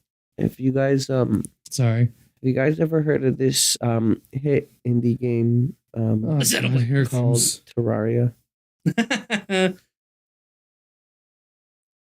Have you heard of this game before? No, I have not heard of Terraria. Please tell me about it. Who? Okay. So have you heard of this game called Minecraft? So I have heard of Minecraft, yes. It's nothing like that game. I don't know why everyone tells me that it is. Because they see the blocks being placed and they're It's like, well, nothing they're like oh, it's like Minecraft. it's 2D Minecraft. It is nothing like Minecraft. Maybe back in the day it was kind of a little bit like it, but not anymore. These days, no. It is very different. No, Terraria quickly became its own thing. Fun fact, before I get into this, did you know Terraria is doing a crossover with Power World? Yes. Yeah, Yeah. I did see that. It's very cute. Yeah. I am very happy that these two indie games are coming to kill the goddamn big developers. Me too. Me too. So in a surprising turn of events, I randomly decided to play Terraria this year. I forget why. As Melvin mentioned at the start of the stream, I had technically played it before, but only up to first entering into hard mode. So we beat the Wall of Flesh, and we were playing it as a group. I think you were there too, Auston. Like in like 2020. Oh yeah, like a long time. Yeah, ago. yeah. Yeah. And like we played right up until hard mode, and then at least in my recollection, we just kind of stopped playing for whatever reason. And so I never really got to finish the game.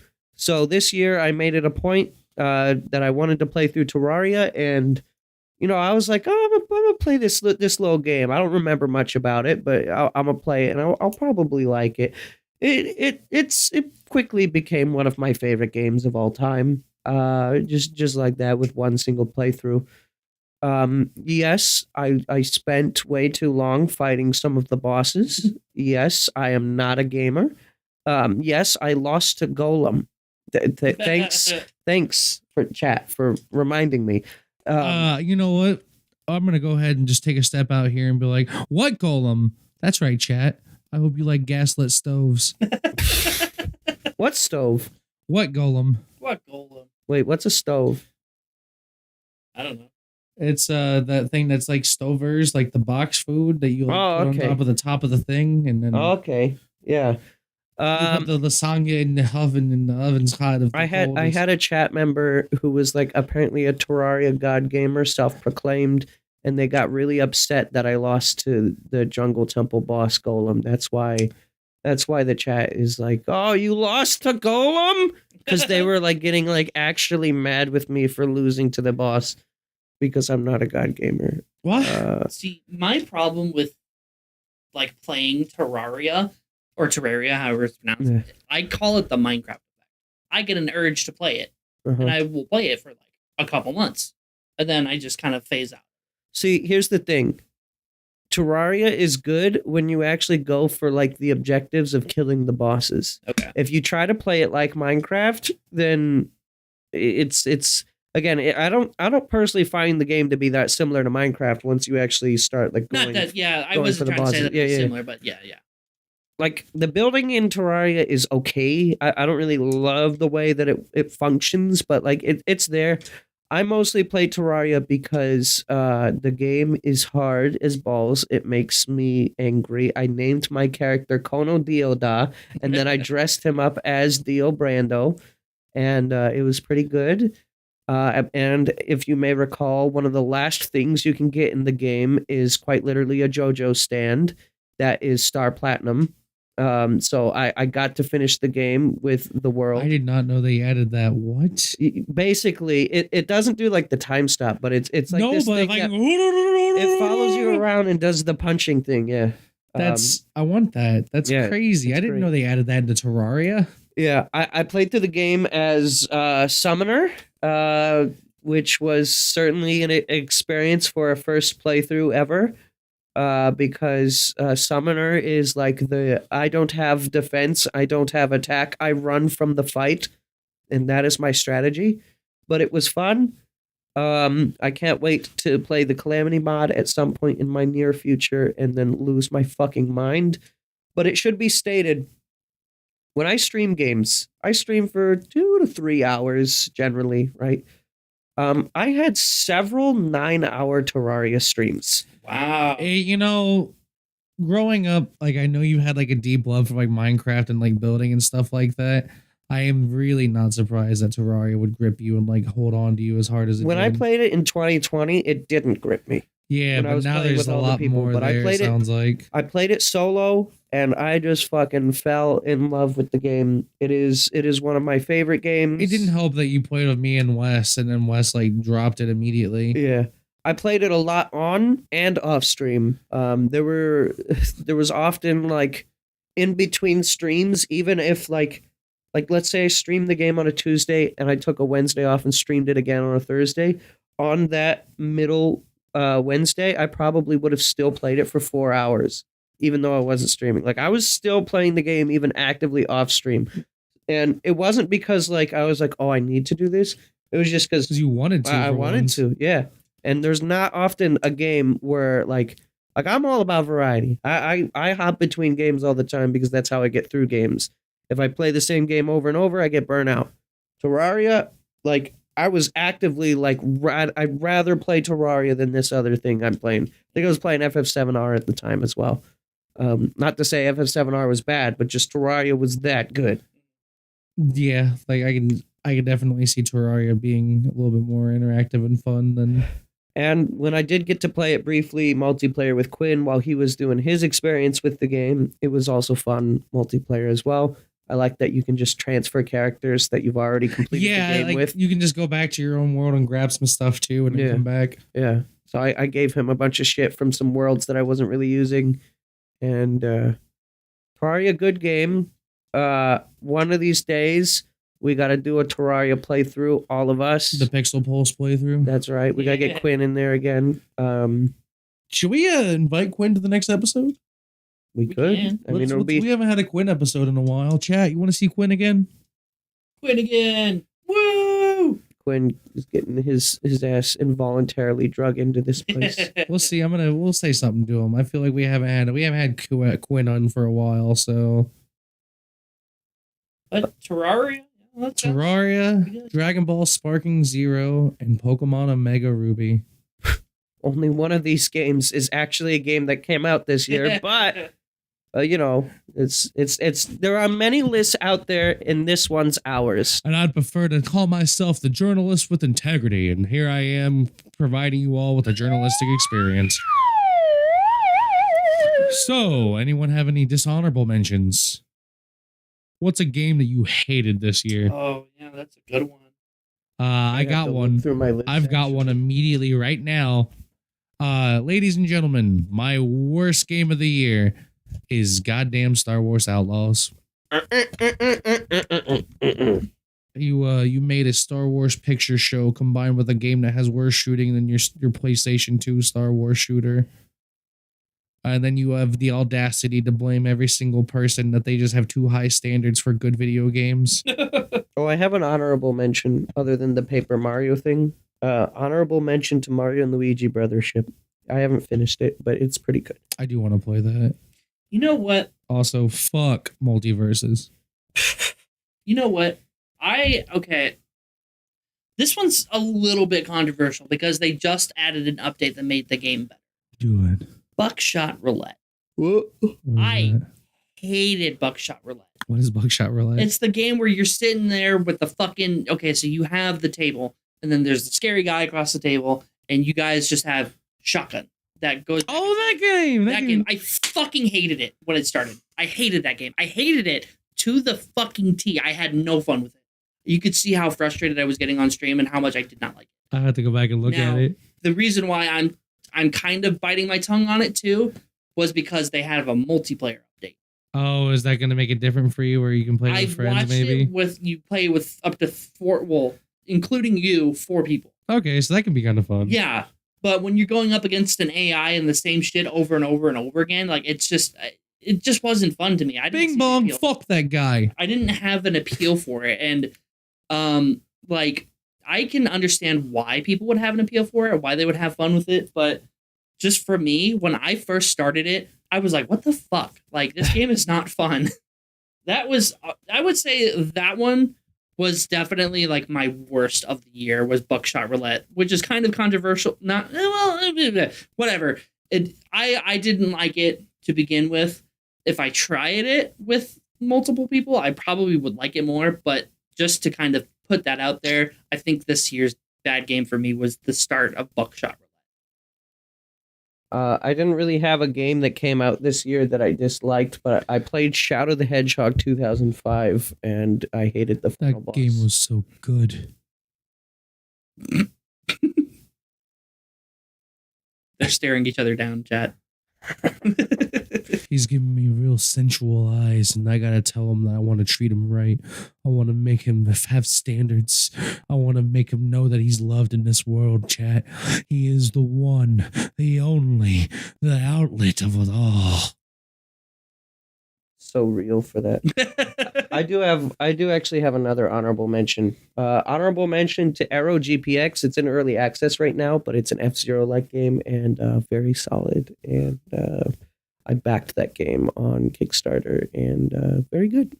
What is Aero GPX? Is it a racing one? It's a spiritual successor to F-Zero X. Okay, so I've seen something similar like that. Yeah, Then. it's very good, super cool, like cell shaded graphics. It's got this comic book like aesthetic to it that I think you would personally love, Melvin.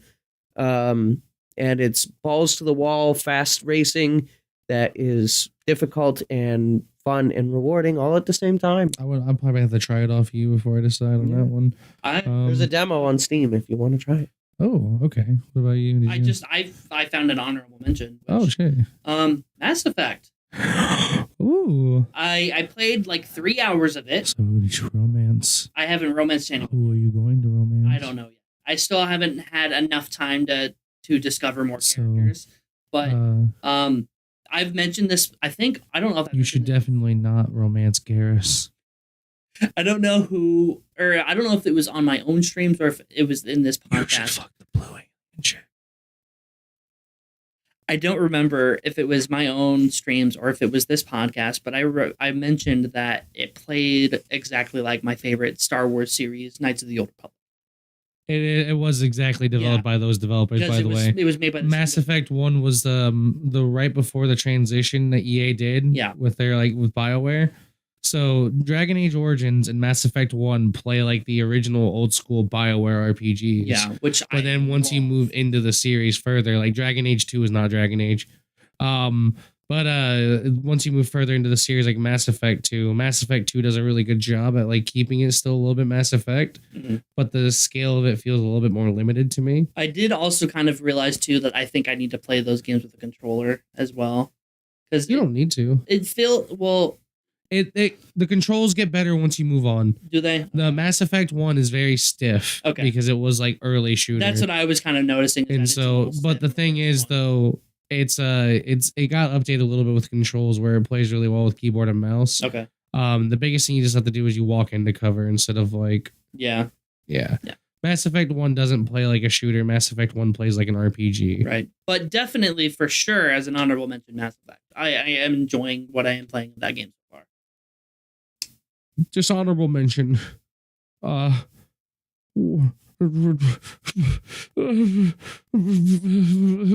TCG Pocket. Pokemon TCG Pocket. Yes, why did you take my life, my love, my soul? Anyways, I think that is pretty much what we're going to wrap up with here tonight.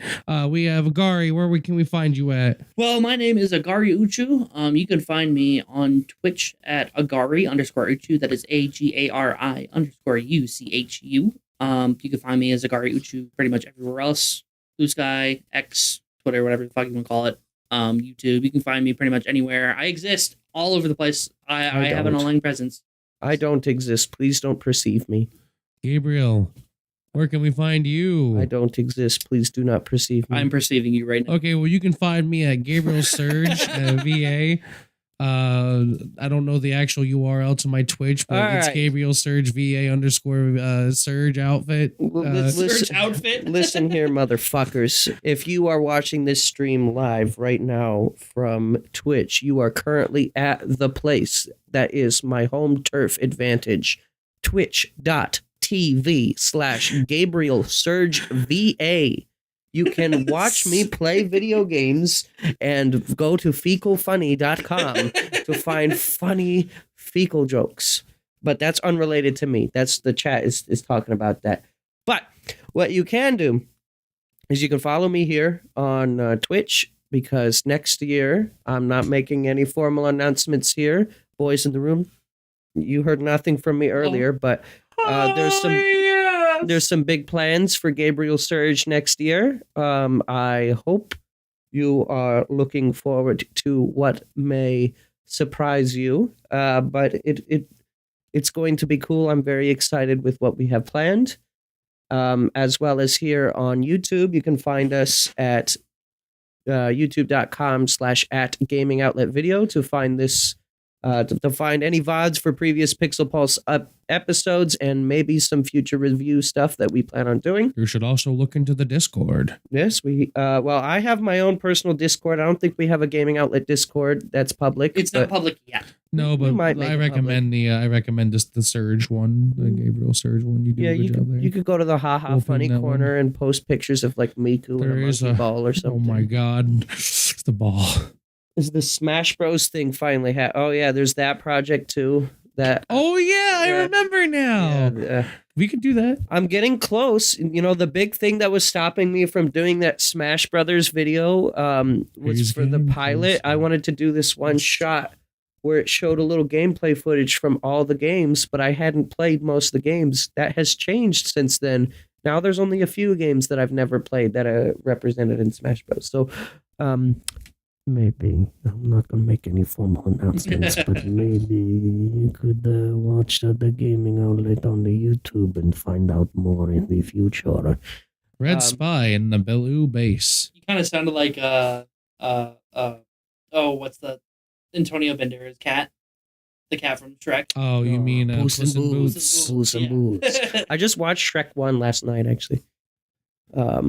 Otherwise, you can also find me at youtube.com/GabrielSurge libraries to find my regular Twitch VODs. Okay, now, Melvin, where can the good people and the bad people and the medium rare people find you? My existence is null, but if you wish, it is WaterMelvin for YouTube. Twitter is Baxton Hughes, but otherwise, I don't really post right now. We going out. We out here. We living it. We doing it. We live. I'm kind of going through a soul searching adventure, trying to figure out whether or not I'm going to survive to see my 40s. Because I'm in my 50s. Also, the chat seems to be confused. No, I have seen Shrek before. I just happened to have watched it again last night. No, it wasn't for the first time. I am both dead and ass. That is correct. And with that being said, I think thank that you ends the channel. I for a guess year. he does all of the work. We're screwed. You Oh, know that, shit. right? What are we He's gonna do? literally the backbone for this whole entire goddamn group.